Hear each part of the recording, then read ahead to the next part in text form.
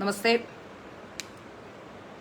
നമ്മുടെ വയനാട് ദുരന്തത്തിന്റെ പശ്ചാത്തലത്തിൽ ഞാൻ പറയാൻ വെച്ചിരുന്ന കുറെ കാര്യങ്ങളും എഴുതാൻ വെച്ചിരുന്ന ചില കാര്യങ്ങളും ഒക്കെ എഴുതാതെയും പറയാതെയും ഒക്കെ പോയിട്ടുണ്ട്. കാരണം വയനാട് ദുരന്തം നമുക്കറിയാം, അത്രമേൽ നമ്മളെ ഏവരെയും സങ്കടപ്പെടുത്തിയ ഒരു വലിയ ദുരന്തത്തിന്റെ ആഘാതം. ആ ആഘാതം പേറി നമ്മളേവരും അങ്ങനെ ഒരു അവസ്ഥയിലായിരുന്നു. അതുകൊണ്ട് തന്നെ എൻ്റെ സോഷ്യൽ മീഡിയ ഹാൻഡിലുകളിലൊക്കെ ഞാൻ കുറച്ച് ദിവസമായിട്ട് വളരെ നിശബ്ദമായിരുന്നു. ഞാൻ നേരത്തെ തന്നെ അതിനു മുമ്പ്, വയനാട് ദുരന്തം ഉണ്ടാകുന്നതിന് മുമ്പ് ചില കാര്യങ്ങൾ പറയാമെന്ന് എൻ്റെ ഫോളോവേഴ്സിനോട് ഞാൻ പറഞ്ഞിരുന്നു. വയനാട് ദുരന്തമുണ്ടായ പശ്ചാത്തലത്തിൽ അത് പറയാതെ മാറ്റിവെക്കുകയായിരുന്നു. ഇപ്പോൾ അതുമായി ബന്ധപ്പെട്ട ചില കാര്യങ്ങൾ പറയാനാണ് ഉദ്ദേശിക്കുന്നത്. ഈ പറയാൻ ഉദ്ദേശിക്കുന്ന കാര്യം ഒരർത്ഥത്തിൽ ഞാൻ സാധാരണഗതിയിൽ ഇത്രയും വർഷത്തെ എൻ്റെ ജീവിതത്തിനിടയിൽ ഒരിക്കലും സ്ത്രീകളുമായി ബന്ധപ്പെട്ട വിഷയങ്ങളിൽ സ്ത്രീകളുടെ പക്ഷത്തല്ലാതെ നിൽക്കേണ്ടതായ സാഹചര്യം എനിക്ക് ഉണ്ടായിട്ടില്ല. ഏതെങ്കിലും രീതിയിൽ അത്രയും ഫ്രോഡായ, അതായത് അത്രയും ഫ്രോഡ്നെസ് കാണിക്കുന്ന ആൾക്കാരുടെ കാര്യത്തിലല്ലാതെ ഏതെങ്കിലും തരത്തിൽ ഒരു സ്ത്രീയുടെ വ്യക്തിപരമായ വിഷയങ്ങളിൽ, അത് സൗഹൃദത്തിലായാലും ഏതൊക്കെ തരത്തിലുള്ള പ്രശ്നങ്ങളായാലും അത്തരം വിഷയങ്ങളിൽ സാധാരണഗതിയിൽ ഞാൻ ഇടപെടുകയോ അഭിപ്രായം പറയുകയോ ചെയ്യാറില്ല. അതിനി വിവാഹമാണെങ്കിലും വിവാഹമോചനമാണെങ്കിലും ഇത്തരം വിഷയങ്ങളൊക്കെ പലപ്പോഴും വരാറുണ്ട്. മാത്രമല്ല, ഞാനിങ്ങനെ സോഷ്യൽ മീഡിയ ഹാൻഡിലുകളിലൂടെ പറയുന്നത് പലതും സാമൂഹ്യ പ്രതിബദ്ധതയുള്ള കാര്യങ്ങൾ മാത്രമാണ്. എനിക്കൊരു ചാനലുണ്ട്. ആ ചാനലിലും ഞാൻ ഇതുപോലെ തന്നെ 2 സ്ത്രീകളെ പറ്റിയാണ് നിലവിൽ നേരത്തെ വാർത്ത ചെയ്തിട്ടുള്ളത്. ആ രണ്ടും, ഒന്ന് പോലീസിലെ ഹണി ട്രാപ്പ് ചെയ്ത ഒരു സ്ത്രീയെ പറ്റിയും മറ്റൊന്ന് 4-5 കല്യാണം കഴിച്ച ആണുങ്ങളെ പറ്റിക്കുന്ന ഒരു സ്ത്രീയെ പറ്റിയും. അങ്ങനെ 2 വാർത്ത മാത്രമേ സ്ത്രീകളെ സംബന്ധിച്ച് ഞാൻ ചെയ്തിട്ടുള്ളൂ. അല്ലാതെ ക്രിമിനൽ കേസ് വരുന്ന സ്ത്രീകളെ കുറിച്ച് ചെയ്യാറുണ്ട്. പക്ഷെ ഇവരെ രണ്ടിനെയും തുറന്നു കാണിക്കണമെന്നുള്ളത് അത് സമൂഹത്തിന്റെ ഒരു ആവശ്യം കൂടിയായിരുന്നു. കാരണം പോലീസിനെ ഹണി ട്രാപ്പ് ചെയ്യുക എന്ന് വെച്ചാൽ നമ്മുടെ നിയമവ്യവസ്ഥയെ മുഴുവൻ തകരാറിലാക്കാൻ കഴിയുന്ന കാര്യമാണ്. അങ്ങനെ 1-2 വിഷയങ്ങൾ മാത്രമാണ് ഇതുവരെ സോഷ്യൽ മീഡിയ ഹാൻഡിലുകളിലൂടെ സ്ത്രീകൾക്കെതിരായി പറഞ്ഞിട്ടുള്ളത്. കഴിഞ്ഞ കുറെ നാളുകളായി ഈ പറയാൻ ഉദ്ദേശിക്കുന്ന വിഷയത്തിൽ ഇതിൽ മറ്റേത് തരത്തിലുള്ള ജാതിയോ മതമോ അല്ലെങ്കിൽ കുശുമ്പോ കുന്നായ്മയോ കുത്തിത്തിരിപ്പോ ഒന്നും ദയവ് ചെയ്ത് കാണരുത്. ഇത് പറയുന്നത് ഇതും സാമൂഹ്യ പ്രതിബദ്ധതയുടെ ഭാഗമായി മാത്രം ഞാൻ പറയുന്ന ഒരു കാര്യമാണ്. കഴിഞ്ഞ കുറെ നാളുകളായി കൃഷ്ണഭക്ത എന്ന് അവകാശപ്പെട്ടുകൊണ്ട് ഒരു യുവതി കൃഷ്ണന്റെ ചിത്രം വരയ്ക്കുന്നു, അതുകൊണ്ട് കൃഷ്ണഭക്തയാണെന്നൊക്കെ അവകാശപ്പെട്ടുകൊണ്ട് എല്ലാ ഹൈന്ദവരുടെ ഇടയിലേക്കും ഹൈന്ദവ ക്ഷേത്രങ്ങളിലേക്കും ഒക്കെ പടർന്നു കയറുന്ന, ഹൈന്ദവ സംഘടനകളിലേക്കും ഒക്കെ പടർന്നു കയറുന്ന ഒരു കാഴ്ച നമ്മൾ കഴിഞ്ഞ കുറെ നാളുകളായി കണ്ടുകൊണ്ടിരിക്കുകയാണ്. അപ്പോൾ ഒരു 2 വർഷങ്ങൾക്ക് മുൻപ് ഒരു ദിവസം ഞാൻ എന്റെ ഓഫീസിലിരിക്കുമ്പോൾ മലയാളത്തിലെ ഒരു സിനിമാ സംവിധായകൻ ഇടയ്ക്കൊക്കെ നമ്മുടെ ഓഫീസിൽ വരാറുണ്ട്. അദ്ദേഹം വന്നൊരു ദിവസം എന്നോട് പറഞ്ഞു, നിന്റെ BJP-ക്കാരെല്ലാം കൂടെ ഒരു സ്ത്രീയെ ഇപ്പോ വലിയ ആളാക്കി കൊണ്ടു നടക്കുന്നുണ്ട്, അവരെ കുറിച്ചൊന്ന് അന്വേഷിക്കൂ, അവർ മഹാ ഫ്രോഡാണ് എന്ന് പറയുന്നൊരു സാഹചര്യം ഉണ്ടായി. എനിക്ക് തോന്നുന്നു അദ്ദേഹത്തിന്റെ യൂട്യൂബ് ചാനലിൽ അദ്ദേഹം അന്ന് അതിനെക്കുറിച്ചൊരു ഒരു സ്റ്റോറി, അദ്ദേഹം 1/2 മണിക്കൂർ നീളുന്ന പ്രോഗ്രാമുകളാണ് ചെയ്യുന്ന, പ്രോഗ്രാം ചെയ്തിട്ടുണ്ടെന്ന് തോന്നുന്നു. അന്ന് ഞാനത് വലിയ കാര്യമായി എടുത്തില്ല. കാരണം അദ്ദേഹം ഒരു ഇടതുപക്ഷ അനുഭാവി കൂടി ആയതുകൊണ്ട് ഒരുപക്ഷെ അദ്ദേഹം പറയുന്നതിൽ എന്താണ് എന്ന് അന്വേഷിക്കാനും പോയില്ല. പക്ഷേ കഴിഞ്ഞ കുറെ നാളുകളായി, പ്രത്യേകിച്ച് ഗുരുവായൂർ ക്ഷേത്രവുമായി ബന്ധപ്പെട്ടും അതിനുശേഷം സുരേഷ് ഗോപിയുടെ അടുത്തേക്കും പ്രധാനമന്ത്രിയുടെ അടുത്തേക്കും RSS കാര്യാലയത്തിലേക്കും ഒക്കെ അവർ കടന്നു വന്ന ഒരു സാഹചര്യം ഉണ്ടായ സമയത്ത് പലരും എന്നോട് പല കഥകളും പറയാനിടയായി. ഈ കഥകളൊക്കെ പറയുമ്പോൾ ഇതിൽ വാസ്തവമുണ്ടോ, എന്താണ് സത്യം? ഞാനൊരു കാര്യം സമൂഹത്തിലേക്ക് പറയുമ്പോൾ അതിനൊരു കൃത്യത വരേണ്ടതുണ്ട്. കാരണം ഞാൻ കഴിഞ്ഞ കുറെ നാളുകളായി ജേർണലിസ്റ്റായി തന്നെ ജോലി ചെയ്യുന്ന ഒരാളാണ്. അപ്പോൾ ആ ഒരു പറയുമ്പോൾ പറയുന്നതിന്റെ ഉത്തരവാദിത്വം പൂർണ്ണമായും എനിക്കാണ് എന്ന് വിശ്വസിച്ചുകൊണ്ട് തന്നെയാണ് ഞാനത് പറയുന്നത്. അപ്പോൾ അതുകൊണ്ട് തന്നെ ഞാൻ പറയുകയാണ്, അത് അറിയേണ്ടതുള്ളത് കൊണ്ട് തന്നെയാണ് ഞാൻ ഇത്രയും നാളും അതിനായി വെയിറ്റ് ചെയ്തത്. ഈ കുട്ടി ചില ഓൺലൈൻ ചാനലുകൾ, പ്രത്യേകിച്ച് ABC മലയാളം പോലുള്ള ചാനൽ, ഒരു കൃത്യം FIR-ന്റെ കോപ്പിയൊക്കെ വെച്ചുകൊണ്ട് ചില വാർത്തകൾ പുറത്തുവിട്ടിരുന്നു. പിന്നീട് അവിടെ തന്നെ ഒരു പ്രശ്നം ഉണ്ടാവുകയും അവർ നിലപാട് ചെറിയ രീതിയിൽ തിരുത്താനെങ്കിലും നിർബന്ധിതമായി. കാരണം അത് ചെയ്യുന്നത് ജോലിയല്ലേ, അതുകൊണ്ട് ചെയ്തു പൊക്കോട്ടെ എന്ന രീതിയിലേക്ക് മാറി എന്നാണ് ഞാൻ മനസ്സിലാക്കാൻ സാധിക്കുന്നത്. പക്ഷേ അതിനുശേഷം പെൺകുട്ടി ഈ പൊതുസമൂഹത്തിന്റെ മുന്നിൽ വന്ന് വലിയ രീതിയിൽ കരഞ്ഞ് ബഹളം വെച്ചുകൊണ്ടൊരു വാർത്താ സമ്മേളനം നടത്തുന്ന സാഹചര്യം ഉണ്ടായി. ആ വാർത്താ സമ്മേളനത്തിൽ പറഞ്ഞ പല കാര്യങ്ങളും, അവർ പറയുന്ന എല്ലാ കാര്യങ്ങളും 90% കാര്യങ്ങളും തെറ്റാണെന്ന് ആ വാർത്താ സമ്മേളനം കേട്ട മാത്രയിൽ തന്നെ എനിക്ക് ബോധ്യമുണ്ട്. അതിന്റെ അടിസ്ഥാനത്തിൽ ഏതായാലും ഈ വിഷയവുമായി ബന്ധപ്പെട്ട ഒരു അന്വേഷണം നടത്തി നോക്കാം എന്ന് കരുതിയാണ്. പ്രത്യേകിച്ച് ആ പെൺകുട്ടി പറയുന്നതിൽ എന്തെങ്കിലും വാസ്തവമുണ്ടെങ്കിൽ പെൺകുട്ടിയെ നമ്മൾ സപ്പോർട്ട് ചെയ്യേണ്ടതുണ്ട്. ഇനി പറയുന്നതിൽ വാസ്തവമില്ലെങ്കിൽ കേരളത്തിലെ പൊതുസമൂഹത്തെ അവർ നേരിടുന്ന പ്രശ്നങ്ങളെ നിരവധി പേർക്കുണ്ടായ പ്രശ്നത്തെ അഡ്രസ്സ് ചെയ്യപ്പെടേണ്ടതുണ്ട്. ഇനിയും ഒരാൾക്കും അങ്ങനെ ഒരു പ്രശ്നം വരരുത്, അതിനുള്ള സാഹചര്യം ഉണ്ടാകേണ്ടതുണ്ട്. അതുകൊണ്ട് തന്നെയാണ് ഈ വിഷയത്തിൽ വിശദമായ ഒരു അന്വേഷണം ഞാൻ നടത്തിയത്. അതുമാത്രമല്ല, അതും അന്വേഷണം നടത്തി വിവരങ്ങളെല്ലാം എനിക്ക് കിട്ടി. അതിനുശേഷം ഞാൻ ഇരിക്കുകയായിരുന്നു. കാരണം പ്രത്യേകിച്ച് വയനാടിന്റെ ഒരു പ്രശ്നം വന്നു. വയനാടിന്റെ ആ ദുരന്തത്തിന്റെ പശ്ചാത്തലത്തിൽ മിണ്ടാതിരിക്കുകയും ചെയ്തിരുന്നു. ഏതായാലും കഴിഞ്ഞ ദിവസം മീഡിയ വണ്ണിന്റെ വെബ്സൈറ്റിൽ ഒരു വാർത്ത ഒരാൾ എനിക്ക് അയച്ചു തന്നു. ആ വാർത്തയിൽ ഇസ്ലാമോഫോബിയ എന്ന് പറയുന്നത്, അതായത് ഹൈന്ദവരുടെ ഇടയിലെ ഇസ്ലാമോഫോബിയയായി എടുത്തു കാട്ടുന്നത് ഈ നിള നമ്പ്യാർ എന്ന് പറയുന്ന സ്ത്രീയുമായി ബന്ധപ്പെട്ട വിഷയവും ഈ ചിത്രകാരിയുമായി ബന്ധപ്പെട്ട വിഷയവുമൊക്കെയാണ്. ഏതായാലും ഈ വിവാദ ചിത്രകാരിയുമായി ബന്ധപ്പെട്ട വിഷയങ്ങളും ഇസ്ലാമോഫോബിയയുടെ പരിധിയിലാണ് പെടുത്തിയിരിക്കുന്നത്. ഇപ്പൊ നിള നമ്പ്യാരെ സംബന്ധിച്ച് നോക്കുകയാണെങ്കിൽ, നിള നമ്പ്യാർ എന്ന പേര്, അതായത് ഒരു ജാതിപ്പേര് ചേർത്തുകൊണ്ട് മനുഷ്യരെ കബളിപ്പിച്ച് പണം ഉണ്ടാക്കാൻ ശ്രമിക്കുന്നു എന്നതിനപ്പുറത്തേക്ക് അവരെക്കുറിച്ച് മറ്റു ഫ്രോഡത്തരങ്ങളൊന്നും തന്നെ അവരുടെ വ്യക്തിപരമായ താല്പര്യം അനുസരിച്ച് അവർ ജീവിക്കുന്നു. അതിന് ഒരു ജാതിയുടെ പേര് ദുരുപയോഗം ചെയ്യുന്നു. അതും ഹൈന്ദവ വിശ്വാസം ആർക്കും പിന്തുടരാം. അത് ഹൈന്ദവർ എന്ന് പറയുമ്പോൾ ഹിന്ദു സംസ്കാരമായതുകൊണ്ട് അത് പിന്തുടരാം. എന്നാൽ ജാതി മാറിയിട്ടില്ല. പ്രത്യേകിച്ച് അവർ ജാതി മാറിയ സാഹചര്യം ഉണ്ടെന്ന് പറയുന്നു. മതം മാറിയതായി പറയുന്നു. മതം മാറിയതായ സാഹചര്യമില്ല. മതം മാറിയാൽ പോലും ജാതി സ്വീകരിക്കുക എളുപ്പമല്ല. ആ വിഷയമാണ് പലരും പറഞ്ഞു വെച്ചത്. ഏതായാലും ആ വിഷയം അങ്ങനെ അങ്ങ് പോയി. കാരണം അവരെ സംബന്ധിച്ച് അവർ വ്യക്തിപരമായി അവർ പണം ഉണ്ടാക്കുന്നതിനപ്പുറത്തേക്ക് മറ്റു കാര്യങ്ങളൊന്നുമില്ല. എന്നാൽ ഈ വിവാദ ചിത്രകാരിയുമായി ബന്ധപ്പെട്ട് അന്വേഷിക്കുമ്പോഴാണ് അതിന്റെ വ്യാപ്തി എത്രത്തോളമാണ് എന്ന് നമുക്ക് മനസ്സിലാക്കാൻ സാധിക്കുന്നത്. ഈ പെൺകുട്ടി ഏതാണ്ട് 18 വർഷമായി ഇങ്ങനെ നിരവധി കേസുകൾ പലരെ കുറിച്ച് കൊടുക്കുന്നുണ്ട്. ആ പെൺകുട്ടി പറയുന്നത് ചിത്രം വരയ്ക്കാൻ, അതായത് കൃഷ്ണ ചിത്രം വരയ്ക്കാൻ തുടങ്ങിയതിന് ശേഷമാണ് ആ പെൺകുട്ടിക്ക് വലിയ രീതിയിലുള്ള ആക്രമണം ഉണ്ടായത്. തന്റെ സഹോദരൻ തന്നോട് പ്രോസ്റ്റിറ്റ്യൂഷൻ ചെയ്ത് ജീവിച്ചുകൂടെ എന്ന് ചോദിച്ചു എന്നൊക്കെയാണ്. ഏതായാലും 2006 ഈ പെൺകുട്ടി ആദ്യമായി ഒരു കേസ് താമരശ്ശേരി കോടതിയിൽ നൽകുന്നത്. ഈ കേസുമായി ബന്ധപ്പെട്ട വിവരങ്ങളൊന്നും തന്നെ ഇന്ന് പുറത്തു വന്നിട്ടില്ല. അന്ന് ആ കുട്ടി 9ാം ക്ലാസ്സിൽ പഠിക്കുന്ന കുട്ടിയാണ്. 9ാം ക്ലാസ്സിൽ പഠിക്കുന്ന ഈ കുട്ടി ഒരു ദിവസം അച്ഛനുമായി പിണങ്ങി റോഡിലേക്ക് ഇറങ്ങി അവിടെ നിൽക്കുമ്പോൾ ഒരു കാറ് വരികയും കാറിൽ ഒരാൾ കൂട്ടിക്കൊണ്ടുപോവുകയും അയാളുടെ വീട്ടിലേക്ക് കൊണ്ടുപോവുകയും വീടിനടുത്തെത്തുമ്പോൾ അതായത് വീടിന് പറമ്പിലേക്ക് കയറി നിൽക്കാൻ ആവശ്യപ്പെടുകയും അമ്മ വന്ന് വാതിൽ തുറന്ന ശേഷം ആ വീട്ടിലേക്ക് കൊണ്ടുപോവുകയും ആ കുട്ടിയെ പീഡിപ്പിക്കാൻ ശ്രമിക്കുകയും ചെയ്തു എന്നായിരുന്നു ഈ കുട്ടി ആദ്യം നൽകിയ പരാതി. ഈ കുട്ടി ഈ പരാതി നൽകിയ ശേഷം അതിന്റെ FIRന്റെ കോപ്പി അടക്കം എല്ലാ വിഷയങ്ങളും എല്ലാ തെളിവുകളും എന്റെ കയ്യിലുണ്ട്. അതായത് ഞാൻ നിങ്ങളെ ഇത് ഒരു കാര്യം കൂടി കാണിച്ചു തരാം. ഇത് മുഴുവനായി കാണിക്കുന്നില്ല, പക്ഷേ ഇത് ആധികാരികമാണ് എന്ന് നിങ്ങൾക്ക് ബോധ്യം വരാൻ, അല്ലെങ്കിൽ എന്നെ മറ്റുള്ളവർ ഇനി ആധികാരികമല്ല ഇത് ഉണ്ടാക്കിയതാണെന്ന് പറയാതിരിക്കാൻ ആകെ കാണിക്കാൻ കഴിയുന്ന ഒരു കാര്യം, ഇത് ഞാൻ കോടതിയിൽ നിന്നും ശേഖരിച്ചിട്ടുള്ള രേഖയാണ്. കോടതിയിൽ നിന്നും ട്രൂ കോപ്പി, അതായത് സർട്ടിഫൈഡ് കോപ്പിയാണ് എന്റെ കയ്യിലിരിക്കുന്ന രേഖകൾ. ഒന്നല്ല, എന്റെ കയ്യിൽ നിരവധി രേഖകൾ, ഇത്രയധികം രേഖകളുണ്ട്. ഇനി ഫോണിലും ഇതുപോലെ രേഖയുണ്ട്, നിങ്ങൾക്ക് കാണാവുന്നതാണ്. ട്രൂ കോപ്പി എന്നാണ്, ട്രൂ കോപ്പി എന്ന് എഴുതി അറ്റസ്റ്റ് ചെയ്ത, അതായത് കോടതിയിൽ നിന്നുള്ള ഒറിജിനൽ രേഖകളാണ് എന്റെ കയ്യിലിരിക്കുന്നത്. അതുകൊണ്ട് ഇനി ഈ രേഖകൾ ഞാൻ ഉണ്ടാക്കിയതാണ് എന്ന് ആരും പറയരുത്. അതിനുവേണ്ടിയാണ് ഇത് ഒറിജിനൽ രേഖയാണ് എന്ന് നിങ്ങളെ ബോധ്യപ്പെടുത്തുന്നത്. അപ്പൊ ഈ പെൺകുട്ടി അങ്ങനെ ഒരു കേസ് നൽകുകയും ആ കേസിൽ, അതായത് പെൺകുട്ടി പറയുന്നത് 2006 ആ ദിവസം, 2006 ഞാൻ ദിവസമൊക്കെ എഴുതി വെച്ചിട്ടുണ്ട്. കാരണം സാധാരണ ഒരു ലൈവ് കൊടുക്കുന്നത് പോലെയല്ല ഇത്. എവിടെ നിന്ന് പറയണം, എവിടെ നിന്ന് തുടങ്ങണമെന്ന് അറിയാത്ത അത്രയധികം കോംപ്ലിക്കേഷൻസ് ഉള്ള നിരവധി കേസുകൾ കൊടുത്തിട്ടുള്ള കാര്യമാണ്. അതുകൊണ്ട് ഇതുമായി ബന്ധപ്പെട്ട് 2006 ഈ കുട്ടി കേസ് നൽകുന്നു. അപ്പൊ ഈ കുട്ടി പറയുന്ന അച്ഛനുമായി പിണങ്ങി രാത്രിയിൽ ഇറങ്ങിപ്പോകുന്നു, 9 മണിക്ക് ഇറങ്ങിപ്പോകുന്നു അച്ഛനുമായി വഴക്കിട്ട ശേഷം. അതിനുശേഷം റോഡിലേക്ക് ഇറങ്ങുമ്പോൾ അവിടെ ഒരു മാരുതി കാറിൽ വന്ന ഒരാൾ തന്നെ കൊണ്ടുപോകുന്നു, വീട്ടിലേക്ക് കൊണ്ടുപോകുന്നു. അവരുടെ വീട്ടിൽ ഉമ്മയുള്ള വീടാണ്. ആ ഉമ്മയുള്ള വീട്ടിലേക്ക് കൊണ്ടുപോയിട്ട് ഉമ്മ പുറത്തു വന്ന് കതവ് തുറക്കുമ്പോൾ, കതവ് തുറന്ന ശേഷം ഈ കുട്ടിയെ ഒളിപ്പിച്ച് പുറത്തു വെച്ചിരുന്ന കുട്ടിയെ അകത്തേക്ക് കൂട്ടിക്കൊണ്ടുപോയി ബലാത്സംഗത്തിനുള്ള ശ്രമം നടത്തുന്നു. കാറിൽ വെച്ചും ബലാത്സംഗം നടത്താനുള്ള ശ്രമം നടത്തുന്നു. പിറ്റേ ദിവസം രാവിലെ, അപ്പോ പീഡന ശ്രമം മാത്രമാണ് ആദ്യഘട്ടത്തിൽ ഈ പരാതിയിലുള്ളത്. പീഡന ശ്രമം നടത്തുന്നു. അതിനുശേഷം ഈ പെൺകുട്ടിയെ പിറ്റേന്ന് രാവിലെ വഴിയിൽ കൊണ്ടിറക്കി വിടുന്നു. അവിടെ നിന്നും 1 രൂപ കോയിൻ വാങ്ങി അവിടെയുള്ള ഒരു ബൂത്തിൽ കയറി വീട്ടിലേക്ക് വിളിക്കുകയും വീട്ടിലേക്ക് പോവുകയും ചെയ്യുന്നു. അവിടെ നിന്നും പരാതിയുമായി പോലീസ് സ്റ്റേഷനിലേക്ക് പിറ്റേ ദിവസം പോകുന്നു എന്നാണ് പരാതിയിലും സാക്ഷിമൊഴിയിലുമുള്ളത്. ആ കേസിൽ ആ കുട്ടിയുടെ സാക്ഷി, ആ കുട്ടിയുടെ അച്ഛനാണ് ആ കേസിൽ. ആ സാക്ഷിമൊഴി പറഞ്ഞിട്ടുള്ള കാര്യങ്ങൾ ഇങ്ങനെയാണ്. അതിനുശേഷം 164 സ്റ്റേറ്റ്മെന്റ് എടുക്കാൻ കോടതിയിലേക്ക് പോകുന്നു. ആ കോടതിയിലെത്തുമ്പോൾ 164 സ്റ്റേറ്റ്മെന്റിനൊപ്പം പെൺകുട്ടി ബലാത്സംഗം കൂടി ആരോപിക്കുന്നു.